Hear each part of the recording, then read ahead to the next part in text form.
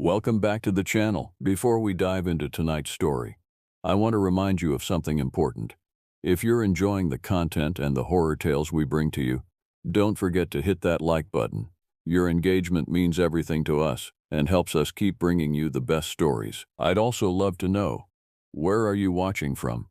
YouTube, Telegram, Facebook, Instagram, or somewhere else? Drop a comment and let us know. The radio went static at 2 in the morning, which meant nothing at first. Radios go static. That is what I told myself while standing in the ranger station kitchen, watching coffee drip into a pot that smelled like burnt plastic and old survival instinct. I had been the sole ranger covering Inside Passage for 14 months. 14 months of quiet.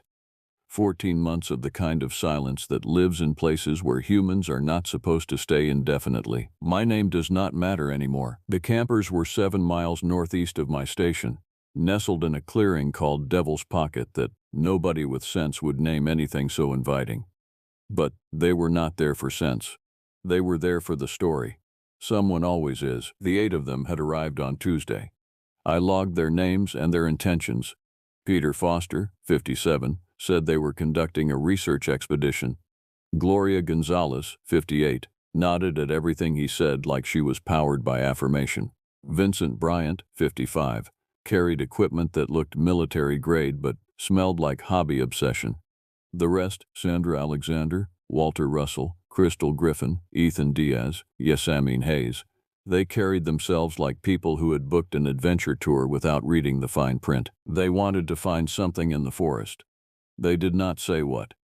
That is always how it starts. I should have turned them back. The signs had been there for 3 weeks before they arrived. The bears had moved out, which means the smaller animals had moved out, which means something had moved in. The ecosystem had reorganized itself around an absence I could not name. In my 14 months, I had learned that silence like that usually means the forest is holding its breath, but the permit was filed. The waiver was signed. And I had learned not to question people who came to Inside Passage looking for the weight of something they had lost in the rest of their lives. At 2:13 in the morning, the radio crackled. I reached for it. My hand moved on its own while my brain was still catching up to the fact that I was afraid. Station to Camp Alpha. Come in. The voice was Peter Foster. It was thin and wrong, like someone had recorded the words and played them back through a throat that did not quite remember how to work anymore. Camp Alpha. This is station. Report status. My voice sounded like it belonged to someone else. Someone professional. Someone who still believed protocol meant something. We have a situation, Peter said. There is movement around the perimeter. Large movement. We have been monitoring for 2 hours. It circles but does not approach. It just circles. Can you hear it? He meant the radio. He was asking if I could hear something through the radio itself, which meant the sound was loud enough that the microphone was picking it up from a distance, which meant that at 2 in the morning in the middle of a rainforest where nothing that size should exist, something was making noise loud enough to travel. Describe the sound, I said. Breathing, Peter said. Very large breathing, and something like branches breaking, but deliberately. Like something is walking through the forest and it does not care about the sound it makes because whatever made that sound is not afraid of anything that can hear it. I was already out of the ranger station. The keys to the transport vehicle were in my pocket. I had learned to keep them there always, even when sleeping, which I had stopped doing well around month 3. Secure your perimeter, I said. I am coming out. ETA 40 minutes. I did not wait for his response. The transport was a modified truck. More rust than metal at this point, but it ran on diesel and stubbornness. I had fueled it that afternoon for the exact reason that I was now driving it, because I lived in a constant state of preparedness for the thing that was supposed to be impossible. Inside Passage at night is not dark. It is a different kind of light, the kind that comes from the forest itself, phosphorescent and wrong. Moisture had saturated the air into something that glowed at the edges of the headlights. Rain hung in the air even when it was not raining. The trees came down close to the road, closer than they should have been allowed to grow by any normal understanding of property lines or space. The radio chattered occasionally. Peter Foster giving updates. Still circling. It is moving faster now. It is making sounds that do not sound like sounds anything should make. Gloria saying something in the background. her voice shrill enough to distort the microphone. Vincent asking questions that Peter was not answering. At 37 minutes, I saw the first marker, a reflector I had placed on a tree 2 years earlier, marking the halfway point to Devil's Pocket.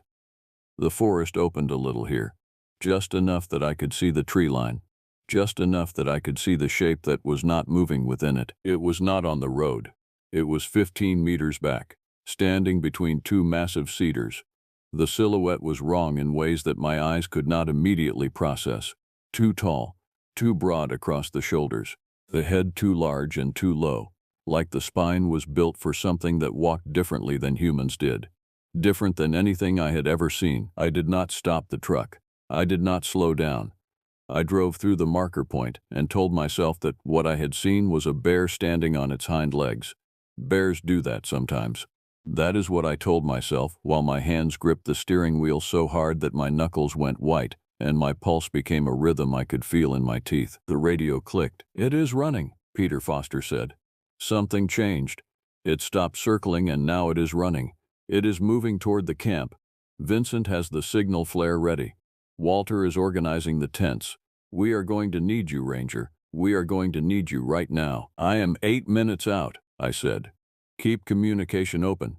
Keep everyone together and away from the perimeter." But I increased the speed anyway. The forest blurred past. The headlights caught movement again. Another shape, parallel to the road, keeping pace with the truck.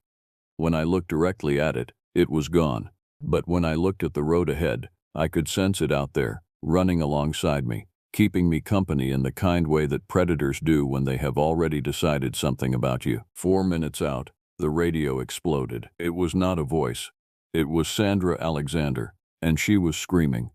Not words, not language, just a sound that contained the whole experience of understanding that the thing which was supposed to live in stories had decided to make itself real. The sound cut off abruptly. Then it cut back in, but different, darker and deeper, like something had learned her voice and was trying to speak through her throat. I did not slow down. I became speed and light and purpose. The truck hammered through the road, and I was still 8 kilometers away from Devil's Pocket, and there was nothing I could do but drive and listen and feel the weight of Inside Passage settling down on me, like something that had been waiting for exactly this moment to remind me that some doors, once opened, could not be closed simply by refusing to walk through them. The campsite was chaos organized by panic. 3 large tents arranged in a triangle around a dying fire. Lanterns hung from lines between the trees, casting fractured light across equipment and people in motion. Vincent was indeed holding a signal flare, but his hand was shaking too badly to light it. Crystal Griffin stood near the largest tent with what looked like a cooking knife held horizontal. Her face had the expression of someone who had just learned that their weapon was not actually a weapon at all, but a gesture. Walter Russell was counting heads. I watched him do it twice and get a different number each time. Peter Foster was at the perimeter, at the very edge of where the firelight touched the darkness. He held a flashlight pointed outward, and his mouth was moving, but no sound was coming out. Behind him, maybe 20 meters into the forest, something was moving among the trees, not rushing, not frantic, moving with the kind of deliberate purpose that suggested that time was no longer a factor that concerned it. Gloria Gonzalez was on the ground near the fire. She was not screaming anymore. She was breathing like her lungs had forgotten how to do it smoothly. This awful, stuttering gasping that made it seem like each breath was a negotiation with her own body. Yasmin Hayes was with her, hands on her shoulders, not doing anything useful but at least doing it with conviction. Ethan Diaz was at the far edge of the clearing, near where the forest started its serious business. He was looking up, not at the shape in the trees, but upward, into the branches that hung over the camp like a ceiling made of arms. "Where is Sandra?" I said. Nobody answered immediately. That was its own kind of answer. "Where is Sandra?" I asked again. Peter Foster turned from the perimeter. The flashlight beam swung toward me. He was a large man by normal standards, but he looked small now, like something had reached inside him and removed the part that kept him upright. "She went to the supply tent," he said, "about 6 minutes before it got close. She said Gloria was having a panic response and she was going to get the first aid kit. There is no first aid kit. We checked. She went into the supply tent and she did not come out." "Did anyone follow her?" "No. Peter was shaking his head very slowly. Nobody thought. We did not think anyone had to follow anyone. The supply tent is 40 meters away. It is 40 meters through dark and brush and nothing that should be there. The forest made a noise. Not a sound that belonged to any animal I could identify. It was low and resonant, like the earth itself was developing a voice and using it to express something that had too much thought behind it to be instinct. Everything in the clearing froze. Walter Russell stopped counting heads. Crystal Griffin lowered the knife very slowly. Yasmin Hayes's hands fell away from Gloria. Peter Foster extinguished his flashlight. The only light left was the dying fire and the lanterns made the darkness outside the perimeter seem much darker by comparison. The noise came again, closer, and underneath it, something that might have been the sound of breathing, or might have been the sound of the forest trying to breathe using lungs that were far too large for the space they occupied. Inside the largest tent, I said quietly. Everyone. Now, what about Sandra? Vincent's voice was small. He still held the flare, unlit. Now, they moved because I used the voice that authority uses. The voice that suggests that obedience is not a suggestion but a law that the world enforces. Gloria had to be helped by Yasmin. Walter supported her on the other side. Crystal followed, still holding the knife. Vincent ignited the flare at the last moment, a choice that I wanted to argue with but did not have time for. And the sudden light painted the clearing in orange and red and shadows that moved the wrong way. The perimeter of Devil's Pocket lit up, and in that light, I saw it clearly for the second time. It was massive, 9 feet at least, maybe more, covered in something between fur and hair that was darker than the darkness around it. The head was disproportionate to the body, too large, with a face that had the shape of a skull wearing something organic. It stood at the edge of the clearing. Not quite at the edge, positioned right at the place where the firelight and the flare light began to fail. Its eyes reflected the light in a way that nothing should. It was looking at the supply tent, the tent where Sandra Alexander had gone, and from which she had not returned. Peter Foster was still outside the large tent. He had not moved. He was looking at the creature the same way the creature was looking at the tent. Peter, I said. Inside. It has her, Peter said. Whatever that is, it has Sandra. I know it does. I can feel it, the same way you can feel when someone is watching you. I can feel that thing listening to her. I can feel that there is no rescue coming for what is inside that tent. I could not argue with him. I could feel it too. The flare burned down. Vincent had stopped bothering to hold it upright. It dropped to the ground and sputtered out in the dirt. The darkness came back, but different now. The kind of darkness that knows it has been properly acknowledged. The creature moved. It did not run. It did not charge. It walked toward the supply tent with the gait of something that had learned what legs were for and was still getting used to the novelty of motion. The tent itself seemed to shrink as the creature approached. The canvas walls looked thinner. The structure looked less like shelter and more like decoration for an idea of safety that was not real. It reached the tent. It did not enter. It simply stood outside it. And from inside the tent, there was a sound. Not screaming, not calling for help. It was the sound of something that might have once been Sandra Alexander, making the kind of noise that a throat makes when it is learning what it means to be afraid at a level that evolution had not prepared it for. Then the creature turned, looked directly at the large tent where the rest of the survivors were huddled, and I saw its mouth move, not opening, moving. Like it was chewing something, like it was working its jaw around the shape of the world that had let it exist in a place where people were supposed to be safe. It is trying to communicate, Ethan Diaz said from inside the tent. He was not shaking, he was not whispering, he was speaking in the tone of someone observing a phenomenon. Look at the mouth movement, the precision of it. It is trying to replicate something. Speech. It is trying to speak. That is not possible, Vincent said. That is not possible, Ethan agreed, and yet I am watching it happen. Peter Foster finally stepped into the tent. He moved like someone waking from a very deep sleep. His face had the expression of someone who had just remembered that he was no longer a person who got to make decisions about his own behavior. There is something I need to tell you, Peter said. He was looking at me now, and his eyes had the glaze of someone who was seeing something that I was not. We were not here for research. We were here because of what happened to my daughter 3 years ago, in a place very much like this. She went to find evidence of something. She went into the forest. She came back, but she was not entirely herself anymore. She said she had seen it. She said it had shown her something. She said that when you are alone with something like that, when you are truly alone, and it has nothing but time and hunger and intelligence, it teaches you things. Peter, Gloria started, but he held up his hand. I needed to know, he continued. I needed to know if she was lying because of trauma, or if she was telling the truth because of something worse. So I organized this, a group, a deliberate gathering of people in the place where these things are supposed to live. I wanted to know if I could call it out, if I could make it show itself, here, where we were watching, where we were prepared. You brought all of these people into danger, I said, because of your daughter. I brought these people into the place that danger lives, Peter said quietly. But I did not realize that the place where danger lives and the place where it waits are the same location. I did not understand that coming here was not an invitation. It was an acceptance. Outside the tent, the forest was moving.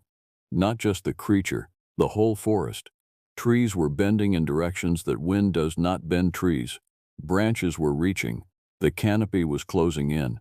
And underneath it all, the sound of breathing. Large, satisfied, patient breathing. And from the supply tent, nothing. No sound at all. Not screaming, not movement. Not the sound of someone being alive in a way that required resistance. Morning came slowly, like something that had forgotten how to arrive quickly. We had stayed in the large tent through the entire night. Nobody slept. Sleep requires a level of unconsciousness that assumes the world is not actively trying to kill you. We sat instead. Sat and listened and tried to remember what it felt like to be people from before this night, which suddenly seemed like something from a different lifetime. The creature had not attacked the tent. It had remained at the perimeter, moving in patterns that might have been purposeful, or might have just been the natural movement of something that was too large to remain still without its own weight becoming a problem. As the sun started its reluctant rise, the darkness thinned from black to deep blue to the color that Inside Passage uses for mornings when something significant has died during the night. I pushed open the tent flap at approximately 5 in the morning. The forest was still there. The creature was not immediately visible, but I could feel it. The way you can feel the presence of another consciousness even when you cannot see it. The way your nervous system knows that you are being observed by something that is deciding whether you are worth the effort of attention. The supply tent was still there. It was empty, I confirmed by looking inside. Sandra Alexander had simply ceased to be in the physical sense. There were no marks on the tent fabric, no blood, no evidence of violence. Just a space that had held a living person and now held nothing but the memory of her weight on the canvas floor. When I came back to the large tent, Peter Foster was awake. Actually, I was not sure if he had ever been fully asleep. He had the quality of someone who was managing his consciousness in moments, staying aware enough to respond if the threat became immediate. It took her completely, Peter said. He was not asking a question. Yes, that means it wanted something specific. It chose her. The creature selected Sandra deliberately from among all of us. Peter stood up. He was moving with more purpose now. Or maybe just more resignation. Either way, he was moving. That means it is intelligent in a way that requires planning. It thinks about the future. It anticipates. It evaluates. Peter, Gloria said. Please stop. I am trying to understand, Peter continued. Because understanding is the only thing left that I can do that feels like action. If I understand it, then maybe I can anticipate what it will do next. Maybe I can save one of us if I can just think far enough ahead of its hunger. The only thing that hunger requires, Vincent said from the corner of the tent, is time and availability. We are available. We are time-bound things, sitting in a space where time moves differently than it does in the rest of the world. That is why nothing ever leaves Inside Passage unchanged. It is because time here is negotiable. That is philosophy, Crystal said sharply. She had not spoken since the night descended. Her voice had the quality of someone who had been storing up the need to argue for hours. That is not useful. That is the kind of thing people say when they have given up on actually surviving. Maybe survival is not the objective, Ethan Diaz said. He was by the tent window, watching the forest. He had been watching for hours. I was not sure he had blinked. Maybe the objective is simply to last long enough to understand what is happening to us. Maybe survival is a secondary concern to the primary concern of knowledge. Knowledge does not keep you alive, Crystal said. Neither does terror, Ethan replied. And that is all that we have left, so we might as well trade it for something useful. Outside, the forest was doing something that I had not seen before. The trees were moving, but not with wind. They were moving with intention. Branches were repositioning. Undergrowth was shifting. It was like the forest was reconfiguring its internal structure, like it was redesigning itself to accommodate something. Walter Russell had been sitting with Gloria. He stood up slowly. His age was showing in a way that it had not last night. Last night he had been old. This morning he was ancient. This morning he was running out of time in a way that was visible across his entire frame. I think it is building something, Walter said. I think the creature is building something out there. I have been watching the light change, and the shadows are all wrong.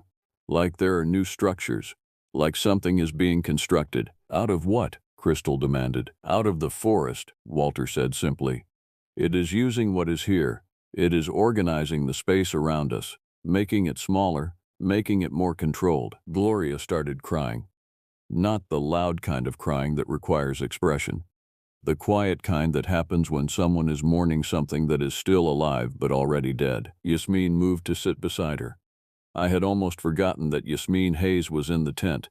She had been so quiet through the night that she had become almost invisible. Now she was putting an arm around Gloria, and Gloria was leaning into it with the desperation of someone who needed to know that connection was still possible. By midday, the forest had reorganized itself enough that we could see what Walter had observed. The clearing had become smaller. The perimeter had moved inward. Branches and undergrowth that had been at a distance of 40 meters were now 10 meters out. The forest was contracting.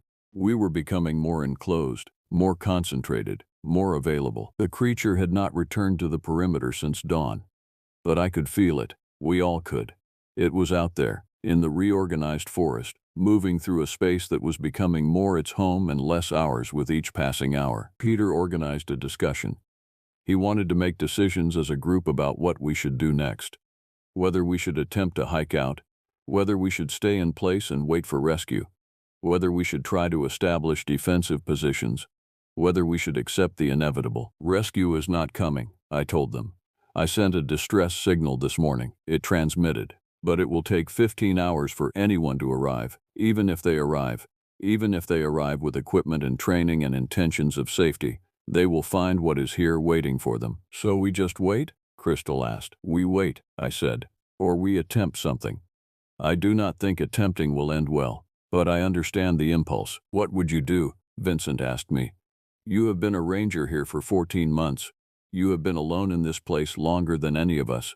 What would you do if you were in our position? I thought about this. I thought about 14 months of listening to the forest in ways that I had not known I could listen before I arrived. 14 months of understanding that Inside Passage was not a place but a consciousness, that the forest here was thinking in a way that forests are not supposed to think, that the creatures that inhabited this space were part of a system of intelligence that did not acknowledge the boundaries between themselves and the landscape they occupied. I would try to understand what it wants, I said finally, because it clearly wants something beyond simple hunger. It could have killed all of us last night. It chose not to. It took Sandra, and then it left the rest of us alive. That suggests intention. That suggests that this thing has a long-term plan that involves keeping some of us breathing. Why? Peter asked. I do not know, I said. But I have learned that not knowing is the closest thing to safety that exists in this place. Not knowing means you are not making assumptions that it will prove wrong in a way that kills you. The afternoon moved toward evening. We prepared what food was accessible without leaving the tent. We rationed water. We did the practical things that people do when they are organizing their survival, even though we all understood that the practical things were just performance. The real decisions had already been made by something that did not consult us about the details. At approximately 4 in the afternoon, something happened that changed the texture of our waiting. Ethan Diaz stood up, went to the tent entrance, and walked out into the clearing. Ethan, I called. Do not do that, but he was already gone. I followed because I am a ranger, and these people are my responsibility, and because standing still has never stopped anything dangerous from happening. I followed because the alternative was to sit in the tent and listen to the sound of Ethan dying, and I have not yet learned how to bear that particular sound. Ethan walked to the center of the clearing, to the place where the fire had burned out the night before. The clearing was quiet. The forest was quiet. Even the wind had stopped, if what had been moving the trees could actually be called wind. "I am here," Ethan called out into the forest. "I know you can hear me. I want to make an agreement." "Ethan, get back here." Peter had come out of the tent too. He was moving toward Ethan with purpose, but he was moving carefully, like anything sudden might trigger something. "Peter, listen to me." Ethan turned to face us, but his eyes were still on the forest. "The ranger is right. This thing wants something. It has been teaching us something. Sandra's disappearance, the forest contracting, all of it is communication. It is telling us the rules. It is showing us what it can do. It is showing us that it can kill us." Crystal had joined us now. And then Vincent, and then Walter, and then Gloria and Yasmin, moving together like they had become a single entity through the process of holding each other. "It is showing us that it can do anything," Ethan corrected. "And that is the message. That is the entire point of this. We are not going to survive in the traditional sense. We are not going to hike out of here and tell people what happened. But we might survive in another way. We might survive by becoming part of what this place is, by accepting the terms that this forest sets for continuing to exist." I understood then. In that moment, I understood exactly what had happened to Peter's daughter 3 years ago. I understood why she had come back changed. I understood why she had tried to tell her father about it, and why he had not believed her until he had come here and arranged for exactly this to happen again. "I accept," Ethan said to the forest. "I accept whatever comes next." The forest did not make a sound, but something changed. The space around Ethan shifted in a way that I do not have language for. Like the laws of physics in that particular location had been negotiated and amended. Like Ethan had stepped out of one kind of existence and into another. He collapsed, not fell, collapsed. Like something had reached in and removed the structure that kept him upright. He went down to the ground and he did not move again. His eyes were open, his mouth was open. But Ethan Diaz was not behind them anymore. We did not leave him there long. I carried him back to the tent. He was still alive. His heart was still beating. But when I tried to communicate with him, when I asked him if he could hear me, there was only silence. The body was present. Ethan himself had moved on to somewhere else. By nightfall, the breathing had started. The large breathing, the satisfied breathing, the breathing of something that had been fed and was digesting the consequences of knowledge. The third day brought rain, not the persistent drizzle that Inside Passage uses for most of its existence, but genuine rain. Rain that came down in quantities that exceeded what the ground could absorb. Rain that pooled in the clearing and turned the whole space into something between earth and water. The tent walls grew heavy with moisture. The air inside became something that had to be breathed in pieces. Ethan's body was still alive. His lungs were still moving air. But there was something deeply wrong with the breath. It was not mechanical or hesitant. It was too perfect.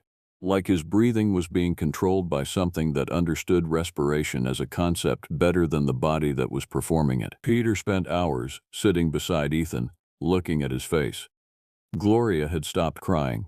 She had moved past grief into something more permanent. Something that accepted that Sandra was gone and Ethan was gone, and only the shells remained to remind us that they had ever existed in the first place. "I need to tell you something," Peter said to me. We were sitting near the tent entrance, watching the rain. "About my daughter. About what she told me when she came back from here." I did not respond. But Peter continued anyway, because people need to speak even when speech serves no practical function. "She said that the thing had shown her the future," Peter said.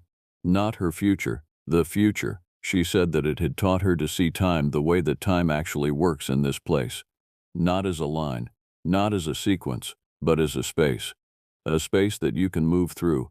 A space that you can understand if you are willing to let it reshape your consciousness to accommodate that understanding." "That is not possible," I said. "Neither is what is happening in this tent," Peter said.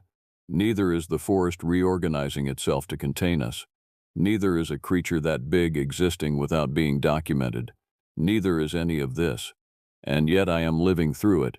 I am here, and I am breathing, and I am listening to you say that something is not possible while I am experiencing the impossible as a daily reality. The rain intensified. The tent fabric started to sag. Water pooled in the creases. We had to bail it out using empty cooking pots in our own hands, trying to keep the accumulation at a manageable level, while the rain kept finding new angles of approach. Around midnight, the rain stopped. Not gradually. It simply ceased, like someone had turned off a faucet. The clouds did not part. The sky remained the same heavy gray, but the water stopped falling. Crystal stepped outside to investigate. She was back in moments. "The forest is gone," she said. "We all went out. We had to see it for ourselves, because the statement was so fundamentally wrong that it seemed like it had to be challenged by observation. The clearing had expanded. The forest that had been contracting toward us for the last day had simply vanished. We were standing in an open space that extended at least 100 meters in all directions. The ground was still wet from the rain, but it was just ground now, just earth. The trees that had been inches away were now vast distances away, and they were trees in the way that trees are supposed to be trees. Not thinking, not deliberate, not part of something that was aware of our presence. "It released us," Vincent said. He sounded almost disappointed, like he had prepared himself for a siege and had not imagined that the siege would simply end. "No," I said. "It did not release us. It is showing us something. It is telling us that we can leave. It is presenting us with the choice that it was always presenting us with. We can try to walk out. We can try to return to the world that makes sense. Or we can remain." "Why would anyone remain?" Crystal demanded. "Because Ethan did," Walter said quietly. "Because Ethan chose what he chose, and he is still here, even if he is not here. Because he saw something in that choice that was worth the cost of being who he was before." Peter stood very still in the expanded clearing. He was looking at the distant tree line. His face had the expression of someone who had just seen something that they had been looking for their entire life. "She is out there," he said. "I can feel her, my daughter. She is out there in that forest, and she is waiting. She has been waiting since she came back the first time. She has been waiting for me to come back here. She has been waiting for me to finally understand what she tried to tell me." "Then you should stay," I said. Peter did not turn to look at me. "I know, and you should go to her," I continued. "Because you came here to find your daughter, and you have arranged this whole situation to do exactly that. You should walk out into that forest and stop pretending that you have any other option." "I know," Peter said again. He walked toward the tree line. We did not stop him. What was the point? He had never intended to leave Inside Passage. He had intended to surrender to it, using us and our presence as justification for the surrender. He had structured our arrival perfectly to ensure that he would end up exactly where he wanted to be. The trees accepted him. I do not mean that he walked into them and disappeared. I mean that they opened a space for him that had not existed before. The branches rearranged themselves, the undergrowth shifted, and Peter Foster walked into a clearing within the forest that we could not actually see, but could perceive in the way that you can perceive something existing just at the edge of your ability to process it. Then the forest closed again. The opening sealed. Peter was gone. 7 of us remained in the expanded clearing. Gloria and Yasmin held each other. Vincent stood apart, methodically counting something on his fingers that I suspected he was not entirely aware he was counting. Walter had sat down in the wet grass. Crystal was walking the perimeter, looking for something or searching for the will to leave. I looked at the clearing where the tents still stood. The supply tent with its empty interior. The large tent where Ethan lay breathing with perfect mechanical precision. The space where people had existed not more than 4 hours ago. "We should try to leave," Crystal said. "We should attempt to hike out. The forest is showing us a way. That is what this space means. It is a gap. It is telling us that we can go. Or it is testing us," Gloria said. Her voice was very small. "Or it is showing us what we are giving up if we leave. Maybe the gap is not an escape route. Maybe it is a view of what we will lose if we do not stay." "We are not staying," I said. "We are going to organize the supplies. We are going to prepare to move out. We are going to follow the trail back to the ranger station. We are going to try to leave Inside Passage." "And what about Ethan?" Yasmin asked. "We are not going to leave him here alone." "He is not alone," I said. "He is exactly where he chose to be. He is with the forest, and the forest is with him. That is his company now. We prepared with mechanical efficiency. We gathered what supplies were portable. We left the tent standing. We brought the first aid kit, though I did not know who would use it. We brought water and the remaining food. We brought the equipment that Vincent had come with, because leaving it behind felt like an admission of failure. At the moment we were about to start walking toward the distant tree line, Gloria looked back at the large tent. "Can you hear that?" she asked. We could. Coming from inside the tent. Not sound exactly. Something else. The sound of thought. The sound of something that was no longer human becoming aware that it was no longer human and accepting it as a new truth. We did not look back after that. The walk back through the forest took 14 hours. It should have taken 3 hours. The trail from Devil's Pocket to the ranger station is simple and well marked. The distance is 7 miles. The terrain is manageable. Nothing about the route should have required 14 hours, but this was inside passage, and this was a forest that had decided what it was going to do with us, and it was going to do it systematically and completely. The trail kept moving, not metaphorically, literally. The markers I had placed would appear and then disappear and then reappear at different positions than they had occupied before. The forest was rearranging itself around us, not to prevent our escape, to ensure that every step toward the ranger station required us to walk through something we did not want to see. Crystal was the first to break. At about the 5-hour mark, she started talking about sounds that nobody else could hear, about voices calling to her from between the trees, about figures that looked almost like people but were missing certain structural elements that would have made them qualify as people. By hour 8, she had stopped speaking entirely. She just walked and pointed at things that were not there, and smiled with a smile that had too much knowledge behind it. I did not try to stop her from walking into the forest around hour 9. None of us did. When she left, she was still walking toward the ranger station, but I do not think she made it there. I think the forest decided she had seen enough and offered her a choice, and she accepted it with the kind of relief that comes from finally stopping running. Gloria and Yasmin made it farther than Crystal, but not by much. Around hour 11, they decided that they needed to go back, that if we had left something in Devil's Pocket, they could return and find it. They turned around and walked back toward the clearing, holding hands and singing something in Spanish that might have been a prayer or might have been a goodbye. The forest opened before them and they entered it. I do not think they ever reached Devil's Pocket. I think they found somewhere else entirely. Somewhere that was not part of the geography I could map, but was part of the geography that Inside Passage actually was. Walter and Vincent made it back to the ranger station with me. By the time we reached it, neither of them could speak anymore. Not because they lacked the ability, because they were choosing not to use voice as a method of communication. They had learned something from the walk that did not translate into language. The ranger station was exactly as I had left it. The coffee pot was still on the counter, empty and burnt. The radio was still on its frequency, ready to receive messages that would never arrive from the people who were supposed to send them. The rescue team came 14 hours later, not because of the distress signal I had sent, but because they had received reports of the group that had gone to Inside Passage.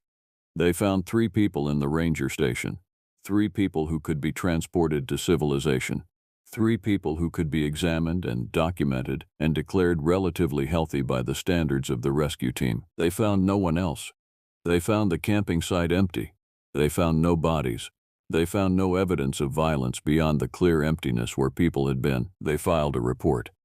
Inside Passage claimed 5 hikers and left 3 survivors who would spend the rest of their lives not speaking about what had happened. Walter barely speaks at all anymore. Vincent goes through the motions of living without any indication that he is actually inhabited by consciousness. And I do the job of ranger, but I do it in a place that is not really Inside Passage anymore. Or rather, I do the job in Inside Passage. But Inside Passage is much smaller than the map suggests. There is a clearing I do not go to. There is a forest I do not enter. There is a perimeter that the forest and I have negotiated, a boundary that seems to satisfy something about the mathematics of what happened there. I maintain the trail. I assist the hikers who come to test themselves against the wilderness. I file reports that suggest everything is safe, but I think about the breathing sound. The breathing that came from the tent where Ethan lay. The breathing that was not struggling but accepting. The breathing that suggested that his transformation was nearly complete. Sometimes in the middle of the night, I hear sounds from the direction of Devil's Pocket. Not screaming, not distress. Sounds like communication, like something is learning to use language in ways that human vocal cords were not designed to produce. Like the forest is practicing the sounds that it will need to make when it finally decides to speak directly to the world outside its own interior. I wonder what Peter's daughter is teaching them. I wonder how long the process takes. I wonder how many people the forest needs to convert before it will have enough of them to venture beyond Inside Passage and carry its message into the places where people still believe that rationality means something, where people still believe that understanding comes before adaptation, where people still believe that staying yourself is an option if you simply insist hard enough. The rescue team asked me if I wanted to transfer to a different station. I said no. They asked me if I felt safe. I said yes. They asked me if I was confident in my ability to manage the region. I said I was. All of this was true, in the way that truth works in Inside Passage. All of this was true because I had learned what truth means here. All of this was true because I had learned that some doors, once opened, do not close. They simply expand. They simply encompass more territory. They simply wait for more people to decide that inside is safer than outside. I have been holding this station for 14 months. I will hold it for as long as they let me. I will watch the perimeter, and I will listen to the sounds that the forest makes at night, and I will know that every person who comes to Inside Passage is not an accident. Every person who comes here is answering something that they do not have language for. Every person who comes here is already halfway through the process of becoming something other than themselves. The radio sits on the desk beside me. It could send a message. It could tell the administration that something is fundamentally wrong in this place. It could generate a warning that would keep people away, but it would not work. Because the people who come to Inside Passage do not come by accident. They come because they sense something here.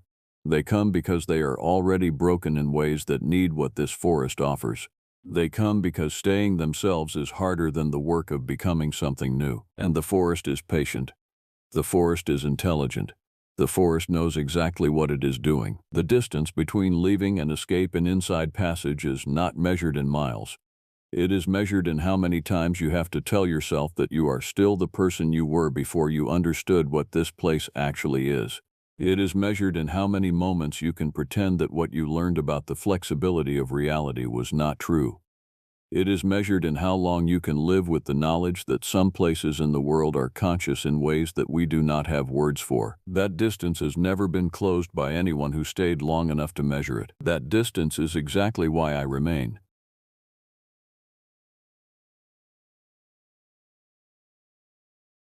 By the time I realized something was terribly wrong, we had already crossed the point of no return. That is the thing about Mendenhall Glacier.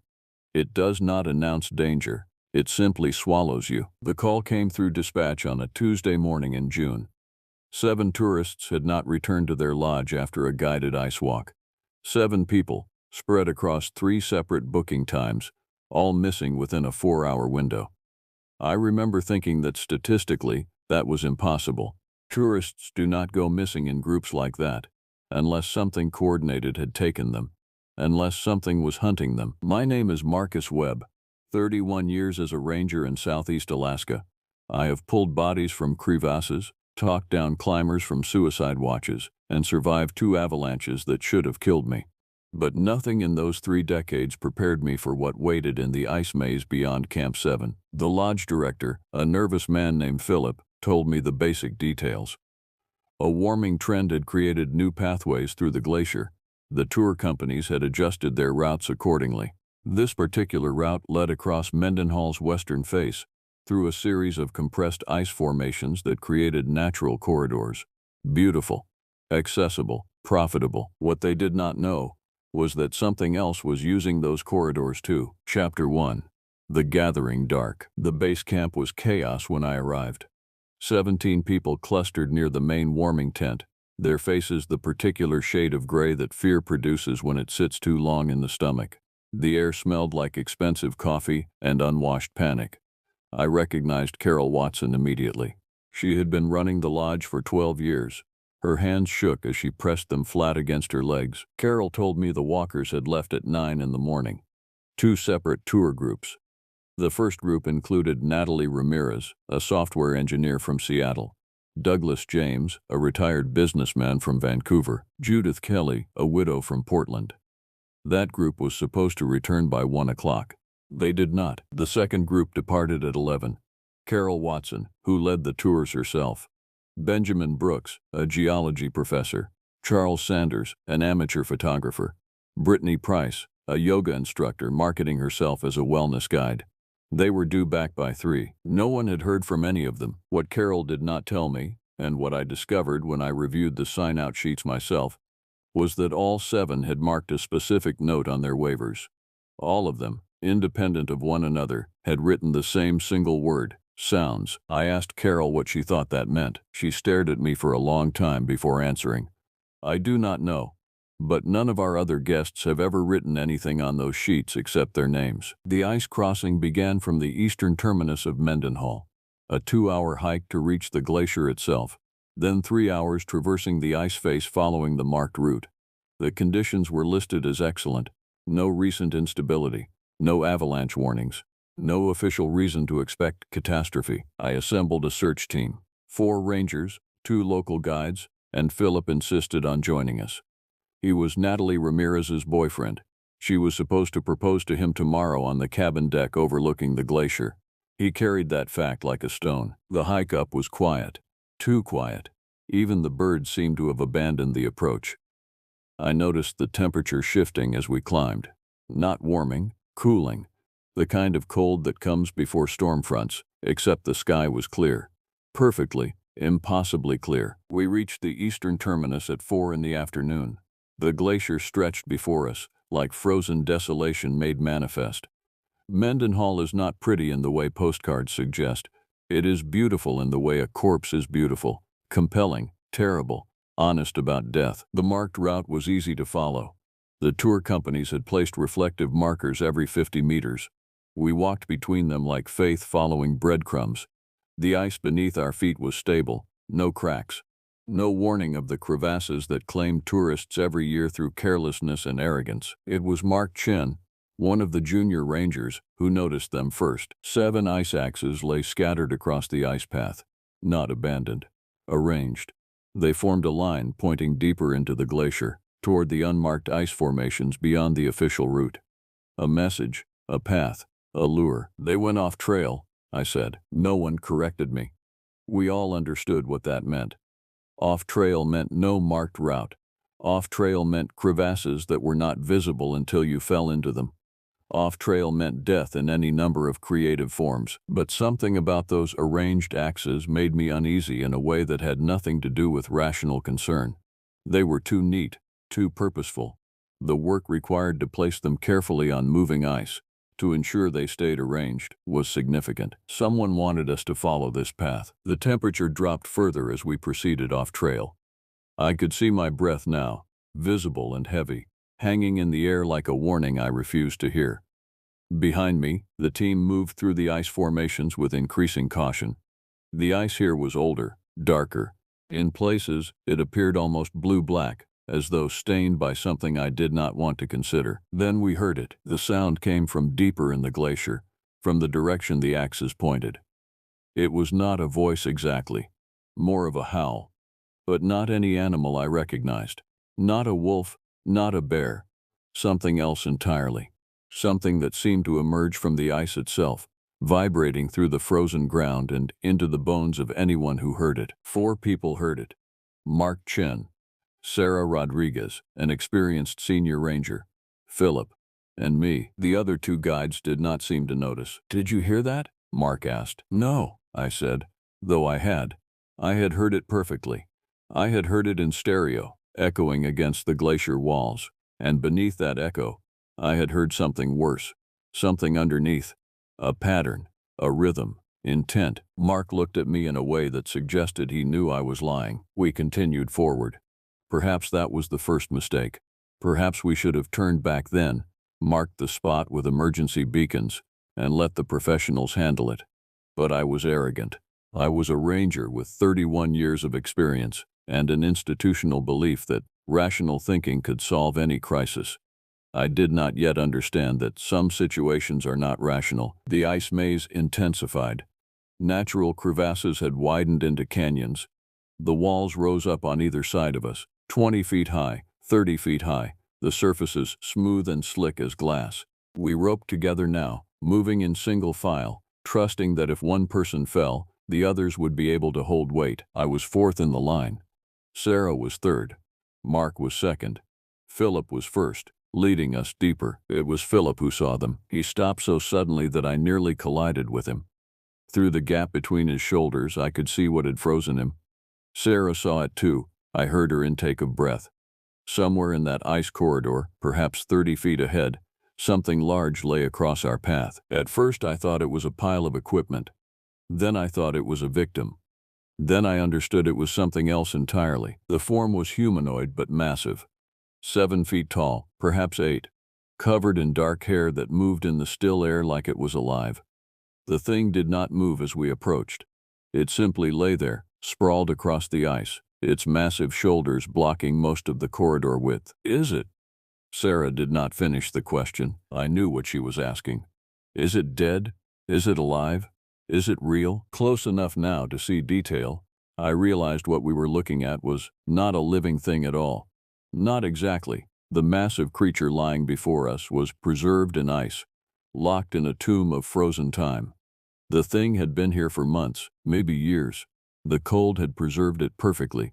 Even the hair remained lustrous, unfaded by time. It was Bigfoot, or something close enough that the distinction did not matter. Philip began to laugh. The sound was brittle, fractured, unhinged. "This is a prank," he said. "Someone made this. This is a costume. Some elaborate guide prank to scare tourists and make them feel like they experienced something real and wild." But it was not. I knew immediately. The craftsmanship required to create such a thing, the weight of it, the wrongness of its proportions, all indicated this was no human work. I had spent decades studying the natural world. I could see the real muscles beneath the fur. I could see the actual skeleton suggested by the shape of shoulders and ribs and legs. This thing had lived. "We need to document this and report it," Sarah said. "We need to contact the state. This is a significant discovery." "Discovery of what?" I asked. No one answered because we all understood the implications. We were standing over the remains of a creature that could not exist, a thing from legends and campfire stories, a monster made flesh and blood and fur, now locked in ice but only because of preservation. Come summer, come the warming that had already begun, this body would thaw, and we all understood what would happen to it then. Mark was moving forward, camera already in hand, his curiosity overriding his sense. He stepped around the massive corpse, photographing from every angle. I let him. I was too distracted by something else. The ice beneath the creature was dark, stained. At first I thought it was discoloration from age or from decomposition, but the stain was too uniform, too purposeful. It formed a pattern around the body, around and around, a spiral, a symbol. Someone had arranged this corpse with intention. We should have turned back. Every instinct I possessed was screaming at me to turn the team around and report what we had found through official channels. 7 missing tourists, 1 preserved Bigfoot. The two facts did not fit together in any way that suggested a rescue mission. They suggested catastrophe. But Philip was insistent. "They came this way," he said. "They must have come this way. This route goes directly toward Camp 7. If they saw this thing, if they were scared, they might have continued faster to reach the camp. They might have bypassed the rest of the tour to get to safety." It was poor logic. But it was the logic of a man whose fiancée was missing. It was the logic of desperate hope. "The body is frozen," I said. "It has been here for months, minimum. They could not have encountered it unless they also went off trail. And tourists do not go off trail unless they have a reason." "Maybe they got lost," Sarah suggested. 7 people do not get lost simultaneously. The air in the ice corridor was growing colder. I could see my breath now, heavier than before, and the cold was starting to burn my lungs. At this rate, we had maybe 4 hours of safe travel left before the temperature would become dangerous. After that, frostbite became a certainty. After that, exposure became probable. Mark finished photographing the creature. He had taken over 300 images. The camera battery was dying. He powered it down to conserve energy. "We should move," he said. "We're wasting time." The corridor beyond the corpse narrowed further. The walls seemed to close in, creating a passage barely wide enough for single file. The ice here was different, older, the kind of ice that had been compressed and recompressed over decades. In places it appeared almost crystalline, catching what little light filtered down from the narrow strip of sky far above us. We lost track of time. Time moves differently in places like that. In places where daylight is scarce and cold is infinite. An hour might be 10 minutes. 10 minutes might be an hour. The mind cannot properly track duration when all external references point toward timelessness. It was Sarah who first noticed the other gear. A sleeping bag lay crumpled on the ice, partially melted into it. Nearby, a backpack, a rope, a glove, empty. The items were spread across a 20-foot radius, as though someone had been running from something, running in panic. "This is Natalie's pack," Philip said, pointing to one of the bags. "She has a unique patch. I helped her glue it on. It is right there." I looked where he indicated. A small patch depicting a Pacific Northwest landscape. Artisan work. Recognizable. Definitively hers. "They were here," Sarah said. "They made it this far, but where were they now?" The ice floor here was smooth and slick. In places it was slippery enough that walking without crampons became treacherous. We moved slowly, carefully, documenting everything we found. A water bottle, a granola bar wrapper, a receipt from the lodge, a child's drawing on the back of a napkin, crude and unfinished. Judith Kelly had grandchildren. She brought drawing supplies everywhere. We were collecting pieces of the missing now, fragments of their final moments, scattered across the frozen ground. Philip collected the items in his pack, treating them with the reverence of religious relics. Each object seemed to push him deeper into despair. The corridor opened into a chamber, a vast space carved by centuries of meltwater into the glacier's heart. The walls rose up 200 feet on all sides, slick and featureless. The only light came from the small opening we had entered through. In the center of the chamber, the floor was not smooth. It was marked, covered in scratches and gouges and patterns that formed almost readable shapes, like writing, like a message. I approached carefully. The scratches were deep, cut into the ice with significant force. Whatever had made these marks had done so repeatedly, obsessively. The pattern covered most of the chamber floor, radiating out from a central point. "What is this?" Mark asked. "Stay back," I said, but it was too late. The sound came again, the howl. Except this time it was not distant, it was close, very close. It echoed through the chamber from above, from below, from every direction simultaneously. The sound vibrated the ice itself. Ice crystals fell from the chamber ceiling, catching the fading light as they descended. Everyone froze. Sarah's hand moved to her belt where she kept the flare gun. Rangers do not carry weapons in national parks, but we carry flares, for emergencies, for signaling, for the kind of situations where you need people to see you from impossible distances. This was an emergency. The sound stopped. In the silence that followed, I heard something that might have been breathing. Something large, pulling air through nostrils and throat. Something that did not belong to any registered species. The breathing came from above, from the narrow passage we had entered through. "We need to move," I said. "Different direction. There must be another way out of this chamber." The chamber walls were not sheer. There were breaks in the surface, places where centuries of melting and refreezing had created cracks and ledges. If we were desperate, we could climb. If we were insane, we would. The altitude gain would be maybe 100 feet, nothing fatal. But exposed climbing in cold and darkness was never simple. I started assigning roles. Mark and one of the guides would begin the ascent first. Sarah and I would follow. Philip would manage the rope and provide anchoring. The breathing sound was getting louder. I realized then that we were in the chamber with something. Something that had been moving in the passages above us. Something that had been following our path since we entered the ice maze. Something that had arranged those axes. something that had placed that corpse as bait. We were not rescuing tourists, we were walking into a hunt. The creature emerged from the passage as we began our climb. At first I saw only silhouette, a massive bulk filling the passage opening, blocking out the light. Then my eyes adjusted and I could see the details, the muscles beneath the fur, the hands that were neither ape nor human but something perfectly adapted for its environment. The face, that terrible, intelligent face with eyes that locked onto mine with recognition. This creature had seen humans before. This creature knew what we were. The growl that emanated from its throat was low and resonant. It vibrated my teeth. Mark, who was halfway up the chamber wall, froze entirely. His hands, which had been reaching for a grip higher up, simply stopped moving. "Do not look at it," Sarah whispered. It was useless advice. The thing commanded attention. It was the largest living thing I had ever encountered. 8 feet tall minimum, built with the kind of muscle density that suggested predatory efficiency. The creature took a step into the chamber, then another. It moved with a gait that was almost human but not quite. Almost ape but not quite. Something between. "Keep climbing," I ordered. Mark resumed his ascent. The creature did not attempt to stop him. It was not interested in the climbers. It was interested in me. It watched me with those eyes, those impossibly intelligent eyes that should not exist in any animal. I could see intention in them. I could see something like understanding. I could see hunger. The creature opened its mouth. And it spoke, not in any language I understood. But the sounds it produced were unmistakably intentional. Syllables, rhythm, a vocalizing that went far beyond animal communication.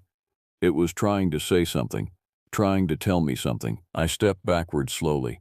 My boots found purchase on the ice. Every instinct was screaming at me to run, but running was impossible. Running was death. This thing could reach me in seconds if it wanted to. If I was to survive the next few minutes, I would need to appear calm, unthreatening, non-threatening to a predator that was currently deciding whether I was prey or something else. Sarah was beside me now, her hands shaking as she fumbled with the flare gun. "Do not," I said quietly. "Do not use that. Not yet." The creature took another step. The ice beneath its feet fractured with the weight. The cracks spider-webbed outward, and for a moment I thought the chamber floor might collapse. But the ice held. It had been compressed over centuries. It was stronger than it appeared, much like the creature itself. The creature did not attack. Instead, it turned and lumbered back through the passage it had emerged from. We watched it go, our breathing ragged and audible. Sarah was shaking so badly that I thought she might collapse. "It is leaving," she said. "It is actually leaving." "No," I replied. "It is hurting us." Mark and the guide had reached the ledge system 15 feet above us. Philip was already at the rope, tied in and ready to assist Sarah. But I realized the terrible truth in that moment. The creature did not need to attack us directly. It simply needed to channel us, guide us, ensure we moved in specific directions, because it had already arranged everything. "Climb," I ordered. The ascent was difficult. The ice was slicker than it appeared, and the handholds were minimal. But urgency is a powerful motivator. We reached the upper system in less than 10 minutes, which under normal circumstances would have been reckless. Sarah was bleeding from her palms where ice crystals had cut into her gloves. Philip's face was white with exertion and fear. The ledge system opened into another passage. This one sloped upward.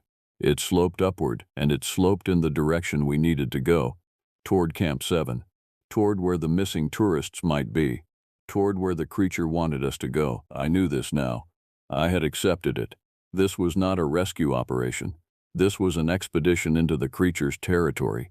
The thing had set conditions. It had arranged its environment. It had prepared. We moved through the passage in silence. The temperature was dropping again. I could see ice forming on the inside of our face masks. Our breathing had become shallow and difficult. The altitude gain was subtle but accumulating. We were moving upward gradually, and with each meter of elevation, the cold intensified. It was Mark who found the first body. The passage opened into a small alcove. In the alcove lay Douglas James, or what remained of him. The cold had preserved the body completely, which meant we could see exactly what had been done to him. The injuries were not what I expected. No wounds, no signs of predation, The body was intact and positioned deliberately, lying on his back with his hands crossed over his chest like he was in state. There was an ice axe positioned beside him, not randomly, placed with intention, placed the way you would place a grave marker. He was alive when it happened, Sarah said. Looking at the position, looking at how he is positioned, he was alive, and something made him lie down like this. Hypothermia, I suggested, though I did not believe it. Hypothermia does not create coherent positioning. Hypothermia creates confusion and irrationality. No, Sarah said. He was afraid. He was afraid of something, and instead of running, he surrendered. He lay down and accepted death because something was making him accept it. I did not argue with her. I was beginning to understand that rational explanations were not sufficient for this situation. The creature was not simply hunting. It was communicating. It was sending messages. Douglas James positioned like that was not an accident. It was a demonstration. We moved past the body without ceremony. There was nothing we could do for him. The cold had claimed him completely. He was part of the glacier now. He was part of the ice. Further along the passage, we found Judith Kelly. She was positioned differently. Instead of lying down, she had wedged herself into a crevasse, her body impossibly small in the narrow gap, her face toward the ice wall. Her ice axe lay several feet away, discarded. There was a gold wedding ring visible on her hand. I realized it had been her 50th wedding anniversary last year. She had mentioned it to Philip at the lodge. How many? Mark asked quietly. We have found 2, I said. There should be 5 more, but I already knew we would find them. The creature was leading us through its gallery, displaying its collection, showing us what it had done with the missing tourists. The why remained mysterious, but the what was becoming increasingly clear. The passage descended slightly before rising again. The ice here was darker. In places it appeared to be stained with something.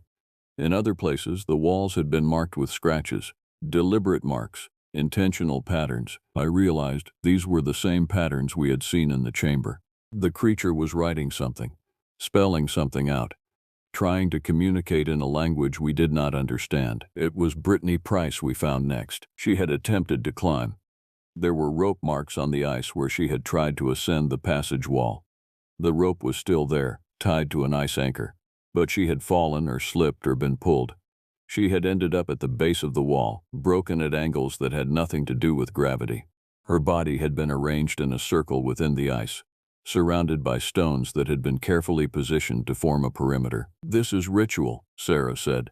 The horror in her voice had reached a point beyond emotion, beyond fear, into acceptance, into the zone beyond panic where understanding resides. Yes, I confirmed. The thing is not just hunting.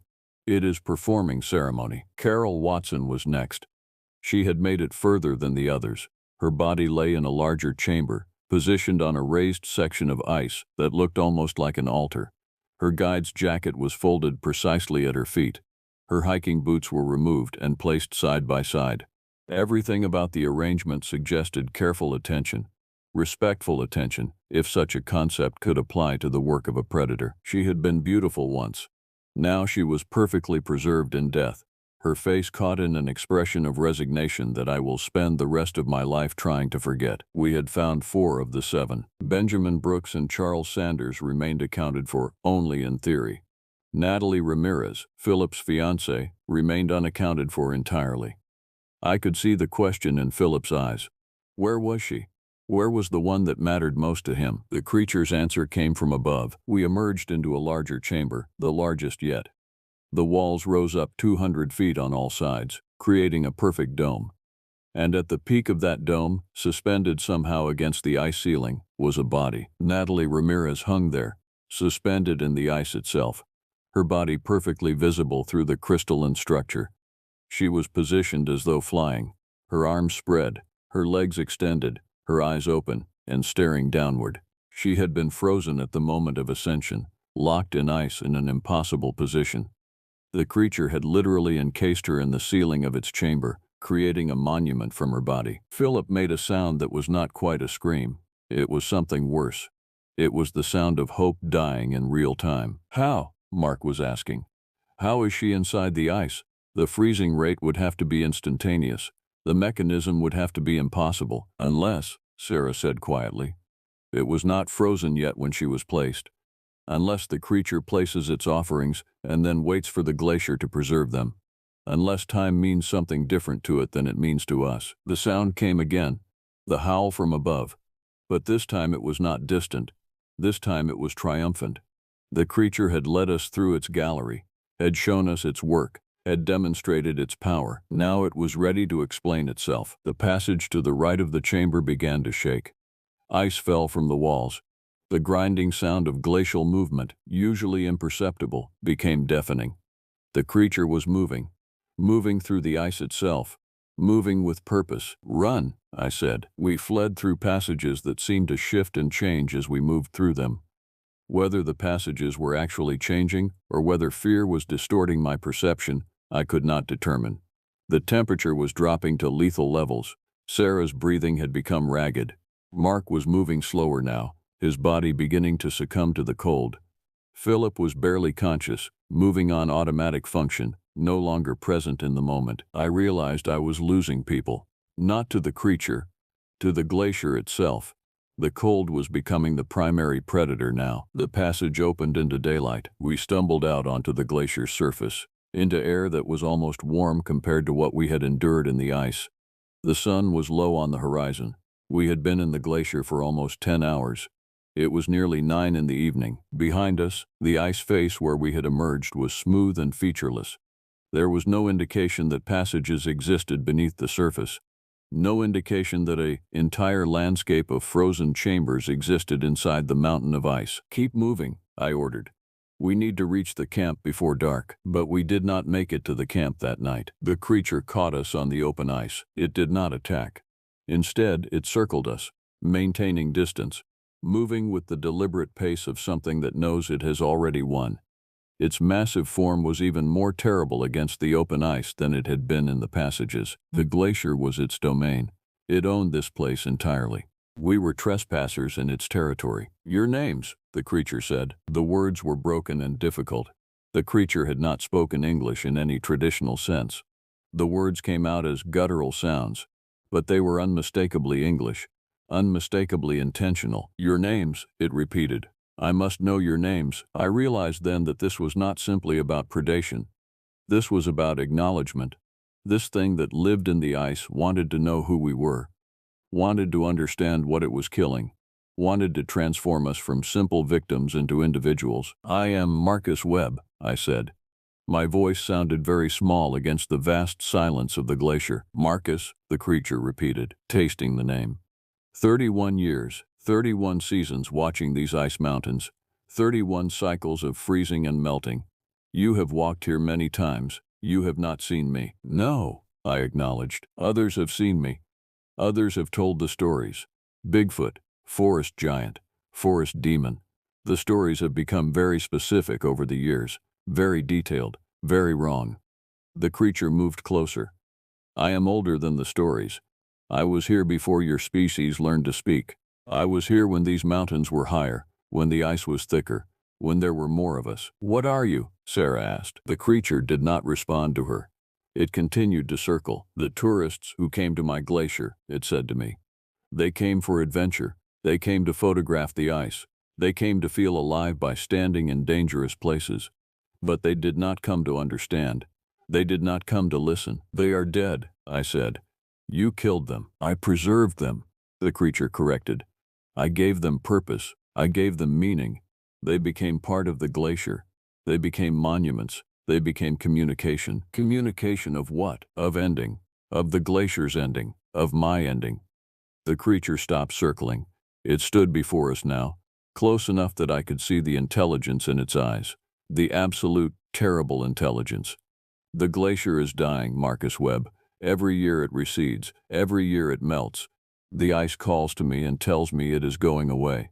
In 5 years, in 10 years at most, all of this will be gone." "Then you should leave," I said. "Find somewhere else. Somewhere colder. Somewhere where the ice endures." "There is nowhere left," the creature replied. "Everywhere I go, the warmth follows. The ice dies wherever I flee. This is my glacier. This is where I was born, and I will not leave it." The wind picked up across the open ice. My teeth were chattering so badly I could barely speak. Philip had stopped moving entirely. He simply stood there, watching the creature. In his eyes I saw the final collapse of everything he had been. He had come to save his fiancée. He had found her trapped in ice, suspended in a frozen chamber, part of a message he did not want to understand. Mark was filming. Through everything, through the cold and the fear and the presence of death, Mark Chen had his camera out. His hands were shaking. His fingers were barely functional, but he was filming. "Why are you recording?" the creature asked. Mark did not answer. "You wish to show the world what you have seen. You wish to prove that I exist." The creature turned its massive head toward Mark. "The footage will be called fake. The analysis will be called fraud. Your evidence will be called fraud, because your species does not want to believe that something like me could persist in this world, that something could continue to exist, despite all your certainty that it should not." "What do you want from us?" I asked. "I want you to go back. I want you to tell the story. I want you to explain what happened to the tourists. I want you to be witnesses to my existence, even though no one will believe you." The creature walked away then, away from us, away toward the center of the glacier. "I will give you one final gift," it called back. "Natalie Ramirez will be released with the spring melt. She will be freed from the ice when the warm season comes. Her body will emerge from the glacier as evidence, as proof, as part of my message to your kind." Then it was gone, dissolving into the ice itself, moving through passages only it could navigate, disappearing into the domain it had owned longer than our species had known this continent. We stood in silence for a long time. The sun was setting completely now. Darkness was beginning to encroach on the glacier's surface. Without movement, without continuing forward, we would die here. But I was no longer certain that continuing forward was the right choice. "We need to move," Sarah said finally. "Why?" Philip asked. His voice was hollow. "Why should we continue?" I did not have an answer for him, but I knew we needed to try. Because if we did not reach the camp, the only testimony to what had happened would be Mark's footage. And Mark had already been right about one thing. No one would believe it. We made it to Camp 7 as the last light was fading. The warmth of the camp's interior felt like salvation. The other rangers had activated the emergency protocol. Search and rescue teams from Juneau were already in motion. Within hours, a helicopter arrived to transport us out. Philip spent the flight in silence. He was alive, but removed from the world. Something in him had broken on that glacier, not his body. His body was intact, but something essential, something that understood how to be alive in the world, had fractured. Mark handed over his footage voluntarily. The analysis began immediately. The images were clear. The passages were real. The bodies were real. But what the footage showed concerning the creature itself was ambiguous. The thing had stayed mostly out of frame during the recording. What was captured was mostly shadow and suggestion. A massive form. Impossible movements. But nothing conclusive. Nothing that would provide unassailable proof. The official report cited a massive failure of the tour company's safety protocols. 7 tourists had gone off the established route due to negligent tour guidance. All 7 had died from exposure and disorientation. The bodies would be recovered once the glacier melted sufficiently to release them. No mention was made of the creature. No acknowledgement was given to what we had encountered. The mountain ranger community knew, though. The word spread through the network of people who work in wild places. Something existed on Mendenhall Glacier. Something intelligent. Something that was marking its territory in ways that suggested it understood the concept of monuments and meaning. Natalie Ramirez's body was discovered 3 months later, exactly where the creature had said it would be. Released by the spring thaw, found at the glacier's terminus where the ice flows toward the sea. Her positioning had changed. The glacier's movement had twisted her body, but the markers remained. The arranged stones, the ritualistic placement, the intention. No one discussed what her recovery truly meant. No one wanted to consider the implications. Because if her body bore the marks of ceremony, if her positioning suggested conscious placement and ritual, then we had not encountered an animal at all. We had encountered something with a culture, something with spiritual practices, something closer to person than to beast. Philip was institutionalized within weeks of our rescue. He did not speak again. He simply sat in his room and stared at nothing. The doctors called it catatonia, brought on by trauma. I knew better. Philip had glimpsed something that his mind was not equipped to process. He had seen his fiancée not dead but transformed. He had seen her incorporated into a meaning system that did not allow for despair or hope or any of the emotions that make us human. I resigned from the Park Service 3 months after the glacier incident. I could not return to Mendenhall. I could not walk those ice paths knowing what was moving through them. Could not pretend that the danger was ordinary. Could not reconcile my understanding of the world with what I had witnessed. But I tell this story whenever anyone will listen. I tell it because the creature asked me to. Because it wanted testimony. Because it wanted someone to say that it had existed, that it had purpose, that it had been wronged not by predation but by the destruction of its world. The recordings exist. Mark's footage can be found in forums dedicated to cryptid research. The image quality is poor. The creature is mostly shadows. But if you listen to the audio, if you listen carefully to the vocalizations and the patterns, you can hear the intelligence. You can hear the intention. The glacier is still melting. Every year it recedes further. Every year it becomes smaller. The creature asked if I believed it would leave. I told it there was nowhere to go, but I think it has already gone. I think in the years since our encounter, it has simply faded into the ice, stopped moving, stopped hunting, stopped preserving, allowed itself to be incorporated into the glacier's structure, to become part of the ice itself. The last tourist group that went missing on Mendenhall Glacier was 3 years ago. 7 people went onto the ice. None of them returned. The search teams found no bodies, no equipment, no evidence of what had happened to them. But in the ice formations on the western face, if you look closely, if you know what to look for, you can see shapes, preserved forms, positioned deliberately, new monuments, new messages. I think the creature was lying when it said it would leave. I think it is still there, still writing its story in the only language it has left, still marking the glacier with the testimonies of those who ventured too far. The glacier is dying, but before it dies, it will tell its story. And the creature will make certain that we listen. Sometimes when you work in the backcountry long enough, you start to feel like the land owns you more than you own it. That realization came to me not all at once, but in pieces, accumulated over seasons of patrols and repairs and the endless solitude of maintaining order in places where order does not naturally exist. My name is irrelevant to what happened in those mountains near Fairbanks. What matters is that I was there when 6 people arrived at the Chena Hot Springs campground in late September. And I was the one who would discover that some threats cannot be managed with training or protocol or the radio mounted beneath my dashboard. The first week of their stay was unremarkable. Heather Perez, a woman of 49 with the kind of nervous energy that made her rearrange her campsite twice daily, arrived with 5 others in 2 vehicles on a Friday afternoon. Mark Thompson, gray at the temples and measured in his movements at 65 years old, seemed to be the organizing force of the group. Stephanie White, 40, possessed the quiet competence of someone used to managing logistics. Stephen Harris, at 53, moved with a limp that suggested old injury. Kimberly Sanchez, 46, spent most of her time photographing the landscape with an expression of mild disappointment, as if the wilderness was not quite living up to the images in her mind.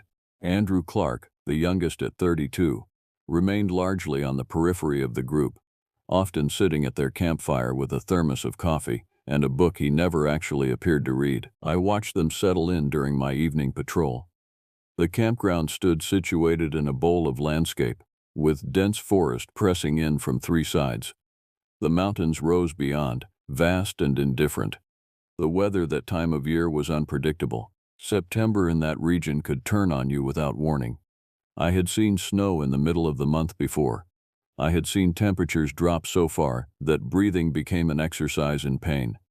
The sky was clear that evening, though, and the forecast called for stability. I noted their permits, checked their supplies, and confirmed they had bear canisters properly stored. Everything by the book, everything as it should be. That night, from my small quarters in the ranger station 3 miles from the campground, I heard nothing unusual. I would later wonder if there was already something wrong in the air. Some presence that should have set off instincts refined by 15 years of working in wild places. But instinct is a fragile thing. and it does not always recognize danger until danger has already decided to introduce itself. By Tuesday, Heather Perez had reported to me 3 times that she had heard sounds at night.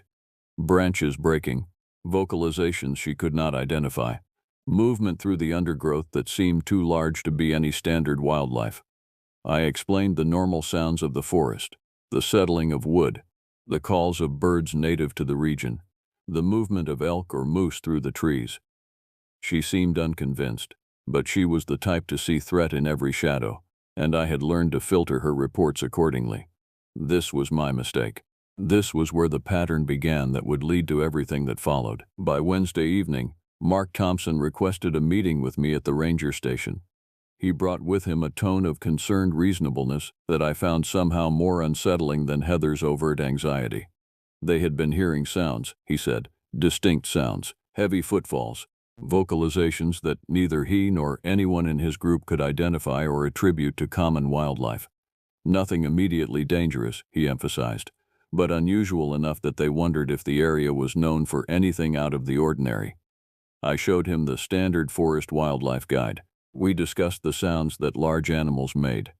I did not at that moment take his concerns with the seriousness they would later demand. That night I stayed at the ranger station and paid attention to the radio frequencies used for wildlife alerts in the area. The silence was absolute. No reports from other patrols, no alerts from the network of rangers and volunteers who covered the vast territory around Fairbanks. If something unusual was moving through the backcountry, it had not yet announced itself to anyone with authority to document it. The forest after dark in that region takes on a quality that is difficult to describe to anyone who has not experienced it. The darkness is not merely the absence of light. It is a presence unto itself, a weight that presses against the edges of any illumination you create. The sounds become amplified by that darkness.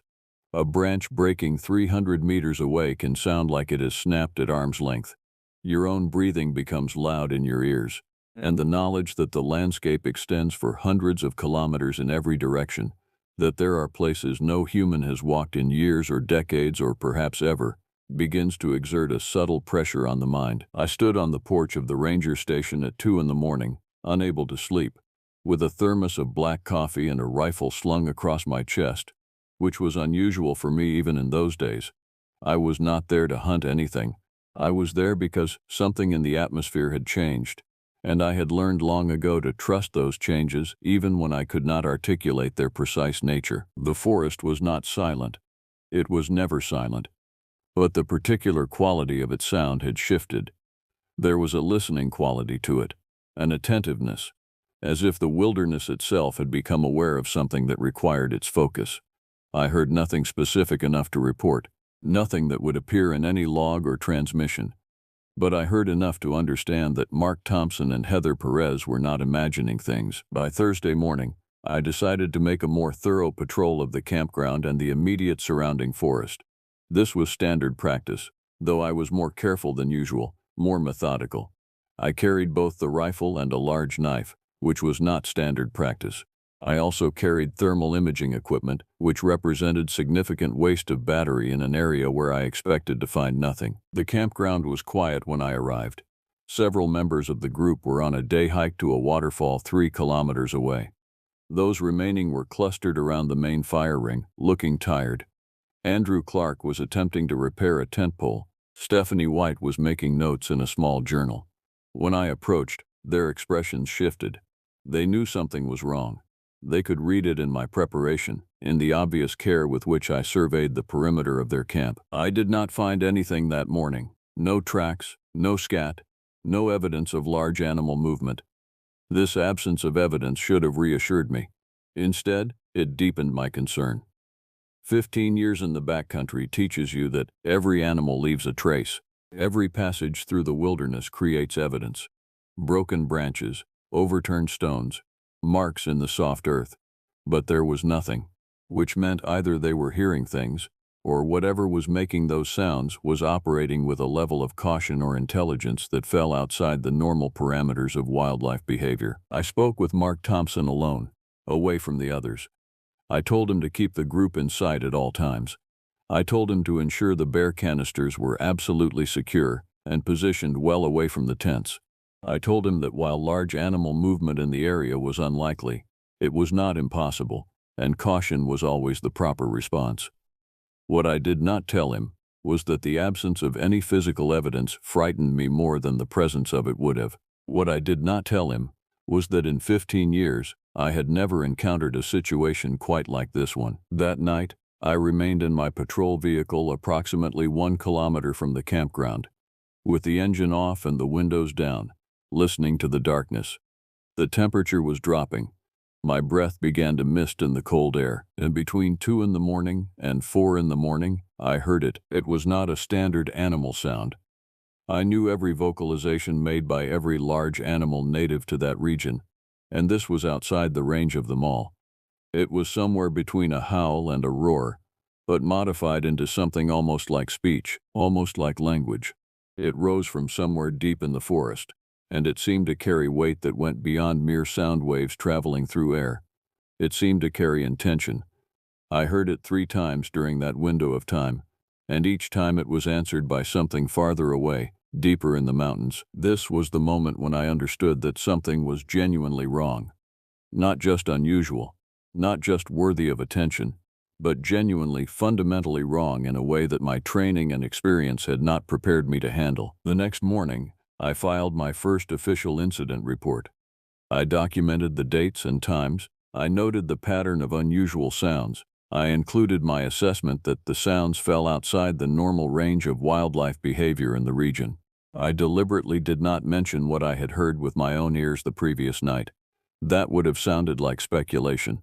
That would have sounded like fear, and official reports do not make room for such things. The response from headquarters was measured. They suggested additional patrols.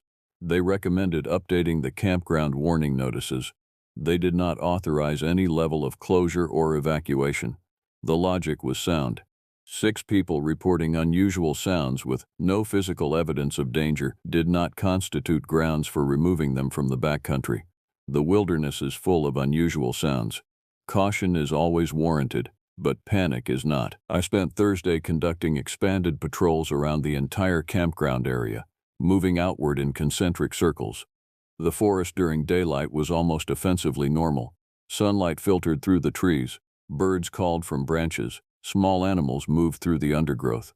Nothing in the landscape suggested that anything unusual was present, and yet the feeling persisted, a low-level awareness that I was being observed from somewhere just beyond the edge of clear vision. On Thursday evening, I made a point of visiting the campsite before dark. All 6 members of the group were present, and the mood had shifted noticeably. There was a tension among them that had not been present before. Heather Perez's constant rearrangement of objects seemed to have accelerated into something more like nervous compulsion. Mark Thompson had assumed an expression of firm control that barely concealed underlying anxiety. Stephen Harris sat with his back to a tree, watching the forest with an intensity that suggested he was engaged in a private war with something. Kimberly Sanchez had stopped photographing and instead stood at the edge of the campsite, staring into the growing darkness. Andrew Clark and Stephanie White remained at the fire, but the conversation between them had died into silence. I asked if there had been any further incidents. The response was complicated. Yes, they had heard the sounds again. Yes, multiple people had heard them. No, they could not describe them in any way that seemed adequate. No, no one had attempted to investigate the source. The sounds had come from multiple directions, which suggested either multiple animals or an animal that was circling the campsite. The latest vocalization had come around 3 in the morning, just as dawn was beginning to lighten the eastern sky. All 6 of them had heard it. All 6 of them had remained in their tents, waiting for light. I assured them that their safety was my primary concern. I told them that if they felt unsafe, they were welcome to pack up and leave. Most of them looked away when I said this, as if the option of leaving seemed less attractive than the option of remaining. Mark Thompson shook his head with a slight smile, the kind of expression that appears on a man who is engaged in maintaining control over something that wants very much to break free. That night, with official sanction, I positioned myself directly between the campsite and the forest, approximately 200 meters from the tents, in a location where a rifle would provide clear lines of sight to the primary approach vectors. I brought thermal imaging equipment, I brought a powerful spotlight. I brought coffee and a thermos, and the kind of patience that comes from long experience with night work. I was not there to hunt anything. I was there to observe, to document, to serve as a barrier, however inadequate, between 6 frightened people and whatever occupied the forest beyond the reach of their campfire. The night was clear and cold. The stars were sharp and bright, undimmed by any atmospheric interference, the kind of night where the universe seems close enough to touch, and the insignificance of human concerns becomes almost unbearably apparent.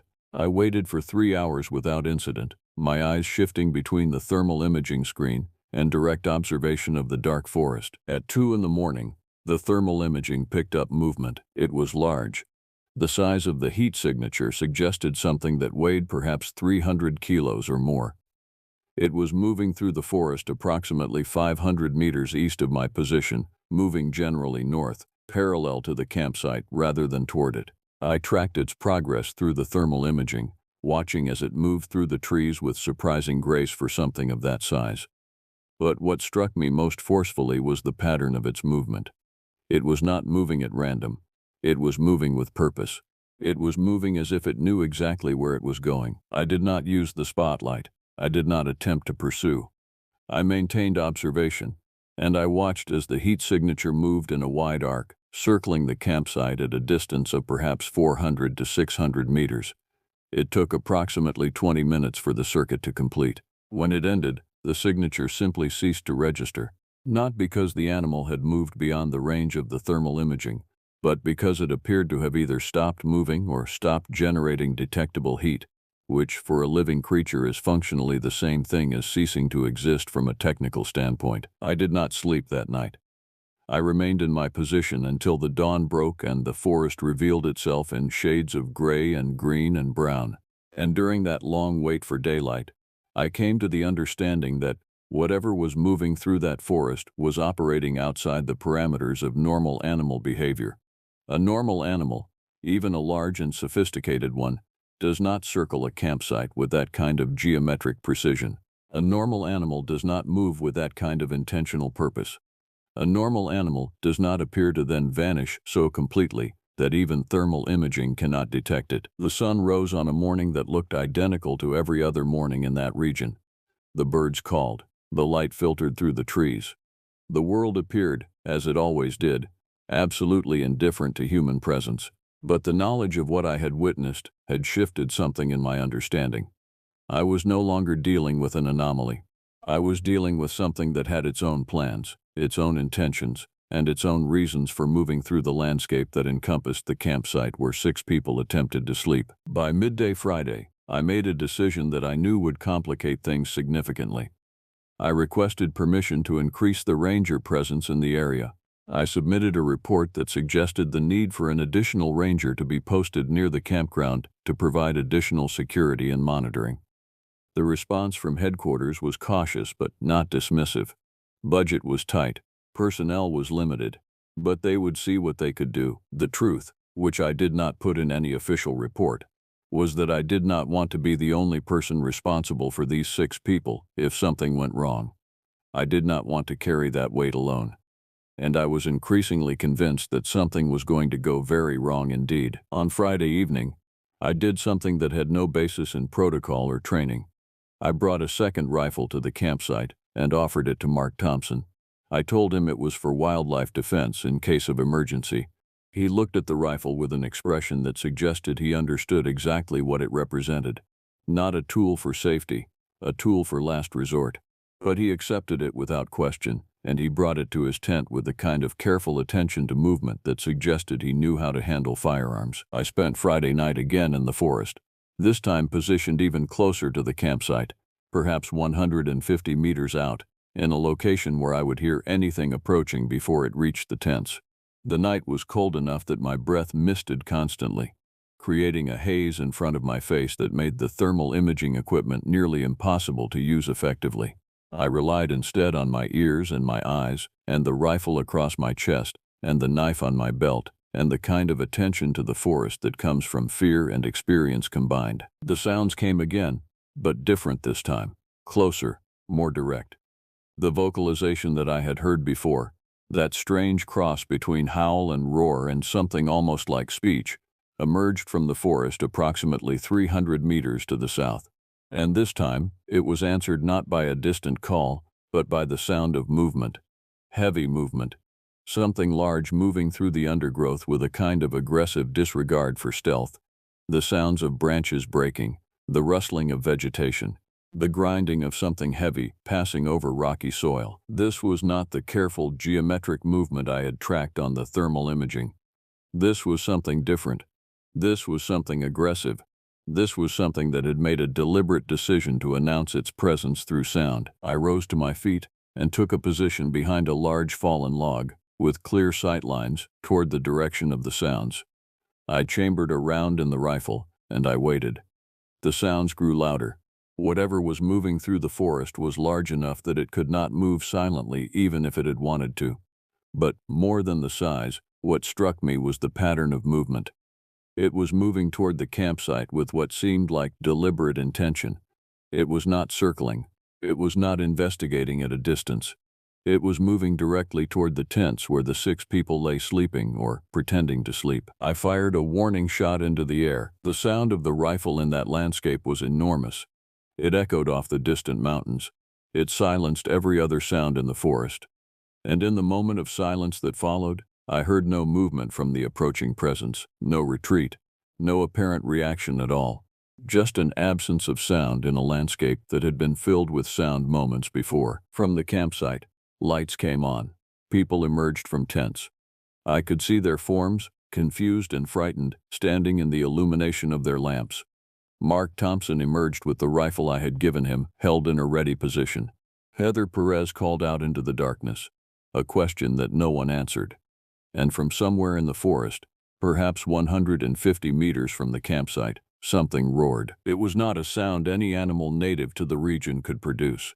It was not a sound that fit into any category I had ever heard, any experience I had encountered, any framework I could use to process and contextualize what my ears were receiving. It was a sound that seemed to come from something large and angry, and something that had lost patience with the careful circling and territorial displays of earlier nights. I shouted orders to Mark Thompson. Get everyone together. Get them into the largest tent. Maintain visibility of all entrances. Do not leave that shelter for any reason. He acknowledged with a nod, and I saw him begin moving toward the group with a purposefulness that suggested he understood this was no longer a matter of caution or precaution, but of immediate survival. I repositioned myself in a location from which I could observe the perimeter of the campsite. The forest had gone quiet again, but the quiet now carried a weight of anticipation. Whatever was out there in the darkness was testing. It was learning. It was understanding what happened when it announced its presence, and it was adapting accordingly. The night that followed was the longest night of my life, and it was filled with a series of events that I would struggle to communicate to anyone afterward, not because of disbelief, but because there is no adequate language for what happened in that darkness. At approximately 3 in the morning, I observed movement at the perimeter of the campsite. Not large movement, not the kind of movement I had been expecting. Instead, something smaller approached the fire ring and began moving in a systematic circle around it, regarding the ashes with what seemed like deliberate interest. In the moonlight, I could see the shape with more clarity than I would have wanted. It was roughly humanoid in its basic structure, but in every other way utterly foreign. The shoulders were too broad, the arms were too long, the head sat atop a neck that seemed too thick to allow the kind of articulation human necks possessed. And when it moved, there was no waste, no unnecessary motion. Every movement served a purpose. Every gesture communicated intention. I aimed the rifle and considered firing, but something stayed my trigger finger. The creature had not yet posed a direct threat to the occupied shelter. It was simply investigating, and I had learned enough in the previous hours to understand that my actions had consequences. My warning shot had changed the pattern. It had accelerated things. It had moved the situation from observation to engagement. If I fired again, I was committing to a level of confrontation that might trigger something more aggressive and more immediate. The creature remained at the fire ring for approximately 3 minutes, moving around it with what seemed like investigative purpose. Then it raised its head, and I heard it vocalize again, that strange sound that was not quite language but seemed to carry meaning and intention. From different points in the forest, I heard responses, multiple responses, from multiple directions, which meant I was no longer dealing with a solitary animal, but with a group of them. I was no longer dealing with something isolated and anomalous, but with something social and organized. The creature that had been investigating the fire ring suddenly turned and loped toward the shelter where Mark Thompson and the others had gathered. I fired a shot that struck the ground in front of it, and the creature veered sharply to one side, moving around the campsite perimeter rather than toward it. It disappeared into the forest on the western side of the camp, and I heard it move away from the immediate area, its footfalls diminishing in the distance. I maintained my position for the remainder of the night, and I was not alone. I could hear movement at multiple points around the perimeter. Not constant movement, not the kind of constant assault that would suggest an overwhelming predatory drive. Instead, what I heard was the sound of organization. The sound of creatures working together to understand the situation, to test the boundaries, to determine what they could and could not do within the defensive perimeter I had established. As dawn approached, the activity diminished. By the time the first light broke through the trees, the forest had returned to something approaching silence. But it was not genuine silence. It was the silence of something that was resting but not gone. The silence of something that was watching and waiting and planning what would come next. When I approached the shelter, Mark Thompson emerged with the rifle still in his hands. His face was gray with exhaustion and fear, and there was a kind of wild relief in his eyes at the sight of another human being who remained conscious and alive. I did not ask if everyone was safe. I could see that they were, but they were also fundamentally changed. Whatever had happened during that night had shifted something in each of them. They had been tested in a way that no amount of preparation or training could have prepared them for. They had been confronted with something that did not fit into their existing frameworks for understanding the world, and they had survived that confrontation, which brought a relief that was almost entirely negated by the knowledge that the night was not truly over. It had simply paused. My transmission to headquarters was more urgent than any I had sent before. I reported that the campsite was currently secure, but I recommended immediate evacuation. I did not provide details. I could not have provided details that would have sounded credible to anyone listening, but I made the recommendation with a clarity that suggested I was not making a casual suggestion. I was making a request born from genuine emergency. The response came within 10 minutes. A team would be dispatched. A helicopter would be sent. The evacuation was approved. We had 3 hours, perhaps 4, before air support could arrive at the campground. I was instructed to prepare the group for immediate evacuation and to ensure that they had minimal luggage and maximum readiness for rapid extraction. I relayed the information to Mark Thompson and the group. The response was immediate agreement mixed with a kind of anxiety about the time delay. 3 hours in daylight, 3 hours while the creatures, whatever they were, would presumably remain in the forest. But the afternoon was coming. The light would diminish, and then we would have the long hours of darkness to survive before the helicopter arrived. I spent the daylight hours conducting patrols around the expanded perimeter of the camp, searching for any sign of the creatures, and I found something that both confirmed my fears and added new dimensions to them. There were tracks, large tracks, much larger than any bear track I had ever encountered. The size suggested something that weighed 400 kilos or more, and there were multiple sets of tracks, circling the campsite at various distances, converging at certain points where they seemed to have paused as if in conference. But what struck me most powerfully was the handprint.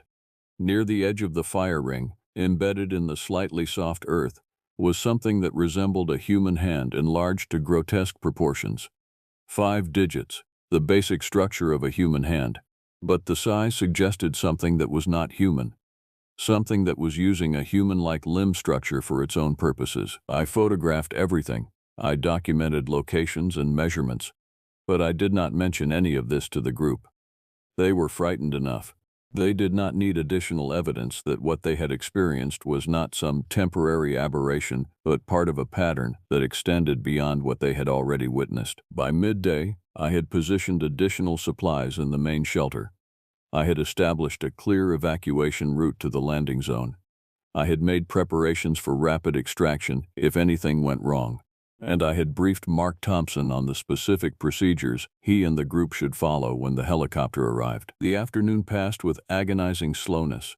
Every shadow seemed to carry threat. Every sound became subject to analysis and interpretation. The group remained in or immediately adjacent to the main shelter, moving only when necessary, maintaining constant vigilance. Kimberly Sanchez asked me directly if what we had experienced the previous night was a bear or some other known animal. I told her the truth, which was that I was not certain what it was. This seemed to satisfy her more than any lie would have, which suggested that some part of her already knew that the truth was far stranger than any conventional animal could account for. At approximately 3 in the afternoon, I heard the sound of helicopter rotors in the distance. The sound grew steadily louder, and within a few minutes, the helicopter came into view over the trees.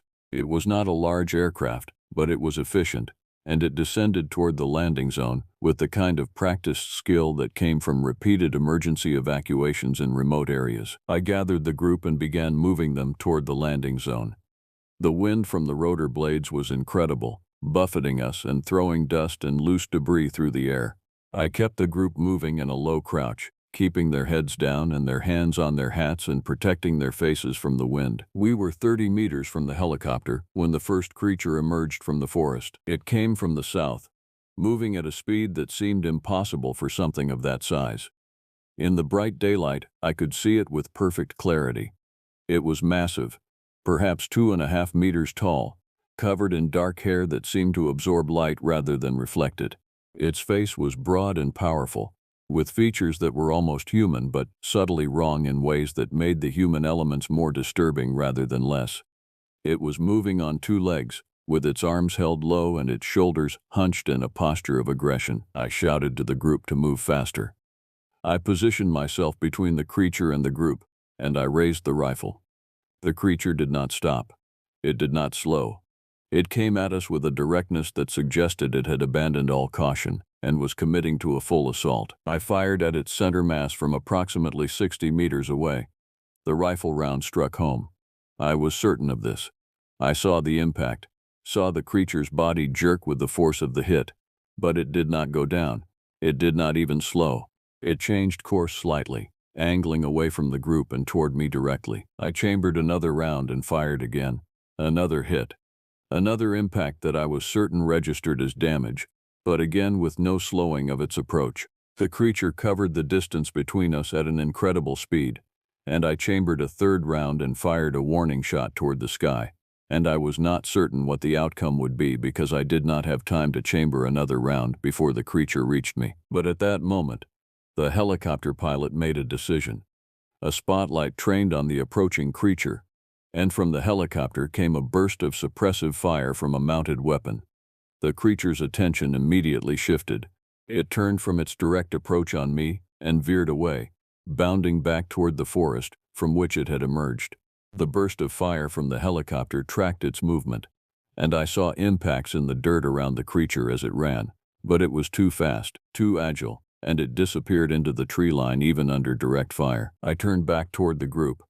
They were already boarding the helicopter. Mark Thompson was assisting Heather Perez into the aircraft. Stephanie White was helping Stephen Harris up the short steps. Kimberly Sanchez was already strapped into a seat. Andrew Clark was being guided inside by one of the helicopter's crew. I ran toward the aircraft, and hands reached out to grab me. I was pulled inside, and the door was sealed. The helicopter began to rise immediately, pulling away from the campground and the forest and the creatures that had emerged from that vast wilderness. The evacuation was successful in its basic mechanics. All 6 members of the group and I reached the helicopter safely. We were transported to Fairbanks Regional Hospital, where we were subjected to medical evaluation, security debriefing, and multiple rounds of questioning from authorities and officials whose job it was to determine exactly what had happened in the backcountry. My official report was thorough and detailed. It documented the timeline of events. It documented my observations. It documented the decision to evacuate and the final confrontation that had precipitated the emergency extraction. It was a report that was technically accurate regarding every event I had documented in my log and my memory. It was also, necessarily incomplete. The group members provided statements that aligned broadly with my own report, though each account carried the particular emphasis and specific details that reflected individual experience and perception. Heather Perez emphasized the fear and the helplessness of being trapped in a tent while something moved through the darkness outside. Mark Thompson focused on the strategic aspects of survival and the decisions that had kept everyone alive. Stephanie White documented the practical concerns about water and food and basic survival supplies. Stephen Harris, the oldest member of the group, spoke primarily about the sounds and the way those sounds had carried something almost like intelligence and intention. Kimberly Sanchez discussed her awareness throughout the ordeal that she was in the presence of something that existed outside normal frameworks for understanding wildlife behavior. Andrew Clark, the youngest and least integrated member of the group, said very little, which was perhaps the most telling response of all. The official investigation concluded that the group had likely encountered one or more large bears exhibiting aggressive behavior, possibly in response to environmental stress or food scarcity. My observation about the size of the tracks was attributed to measurement error, or the distortion effect of soft earth compressing under weight. The handprint was not mentioned in any official conclusion, which suggested to me that I was not the only person who recognized it for what it probably represented. The group dispersed after several days in Fairbanks. They went their separate ways back to their ordinary lives, carrying with them the knowledge of what they had experienced and the awareness that whatever had happened in the forest existed in a category of reality that no authority was willing to officially acknowledge. I returned to my duties as a ranger in the Fairbanks region, but something fundamental had changed in my relationship to the landscape and the work I had been doing. I spent the winter months carefully reviewing all available reports of unusual wildlife activity in the region. I cross-referenced accounts from other rangers. I examined reports of missing persons, damaged property, and incidents classified as bear encounters, and I began to see a pattern that had previously been invisible to me. There were incidents, scattered through the years, most of them minor. A camper reporting unusual sounds and nothing more. A hiker reporting that they felt watched for an extended period during a backcountry traverse. A group of hunters finding tracks that did not match any known animal. None of these incidents, individually, was significant enough to warrant official action.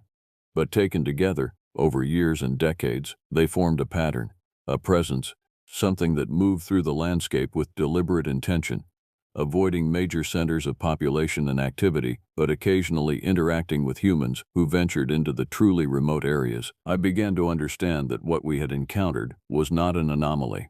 It was normal. It was a baseline state of that landscape. The creatures existed. They had always existed. They moved through the wilderness with the kind of sophisticated social organization that only an intelligent species could maintain.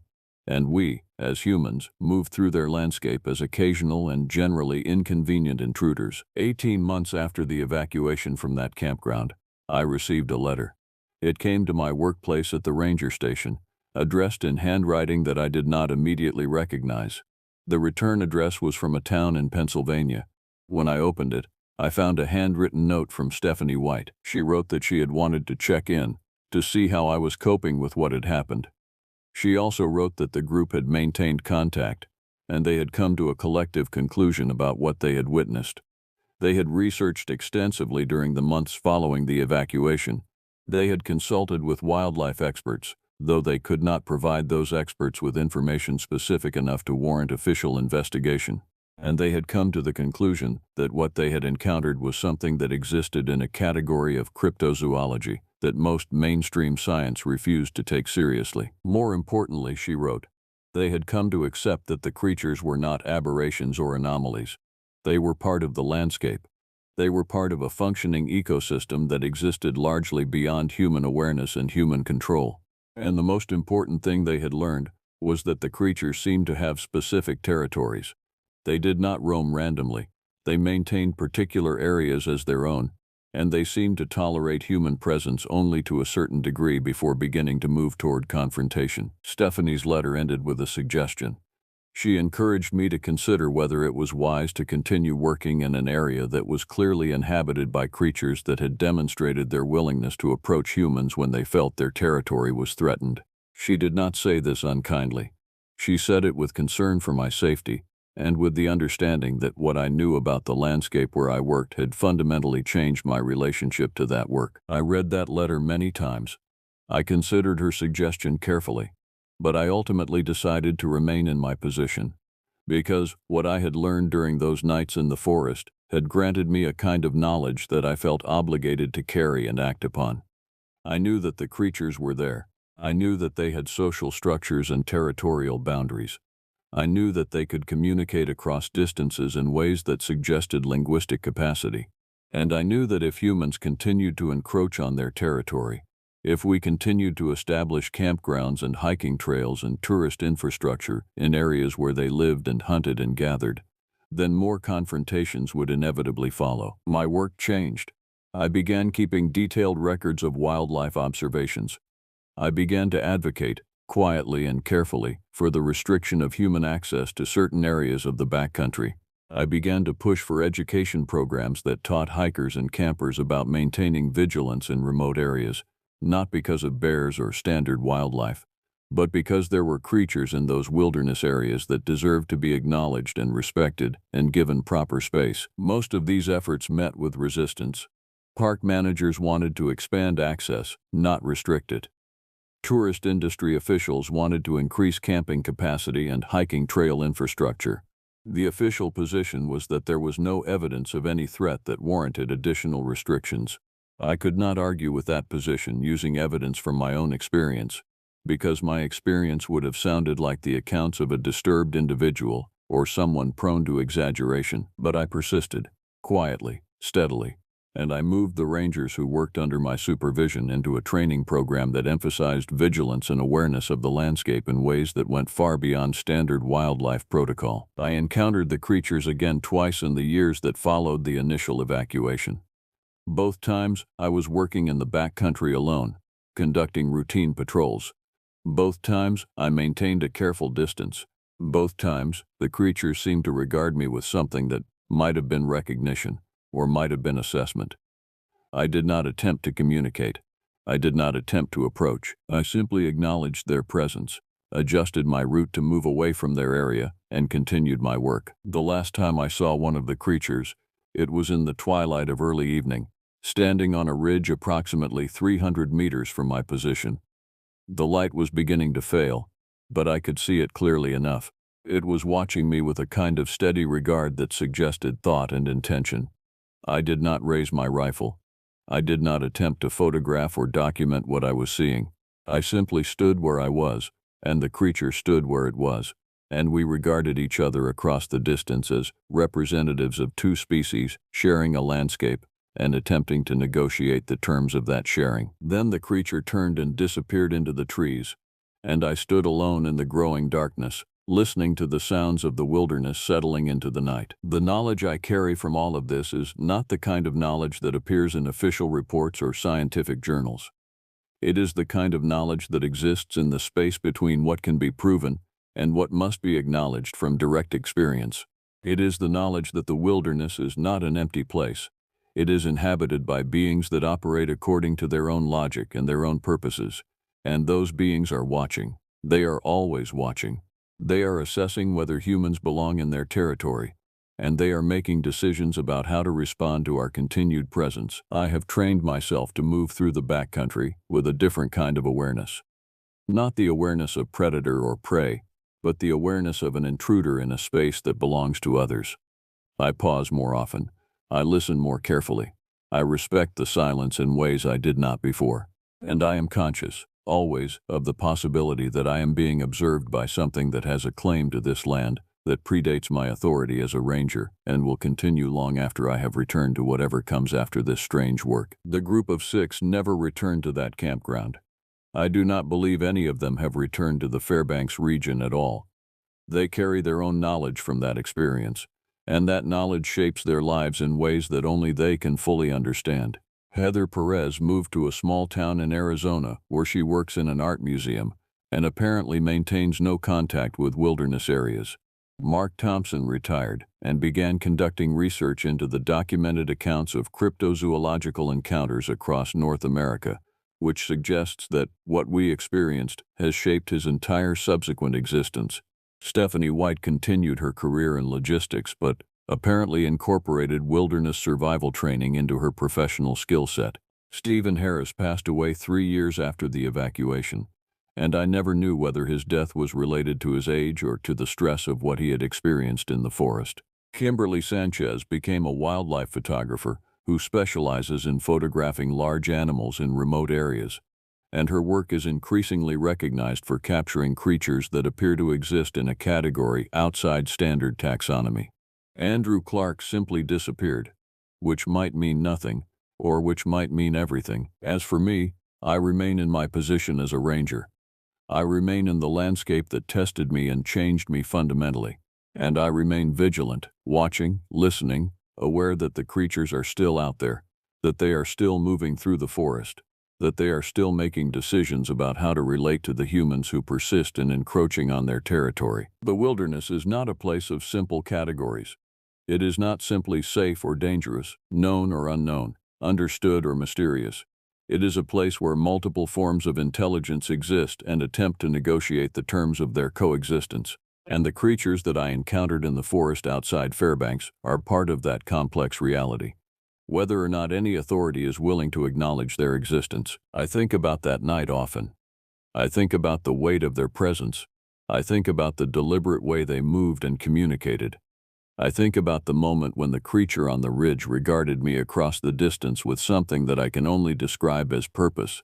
And I wonder, always, whether there will come a time when humans finally acknowledge what exists in the spaces beyond our direct observation, and whether that acknowledgement will bring understanding or something far more complicated and far more dangerous. The wilderness keeps its secrets, and some of those secrets, once glimpsed, cannot be forgotten or unseen.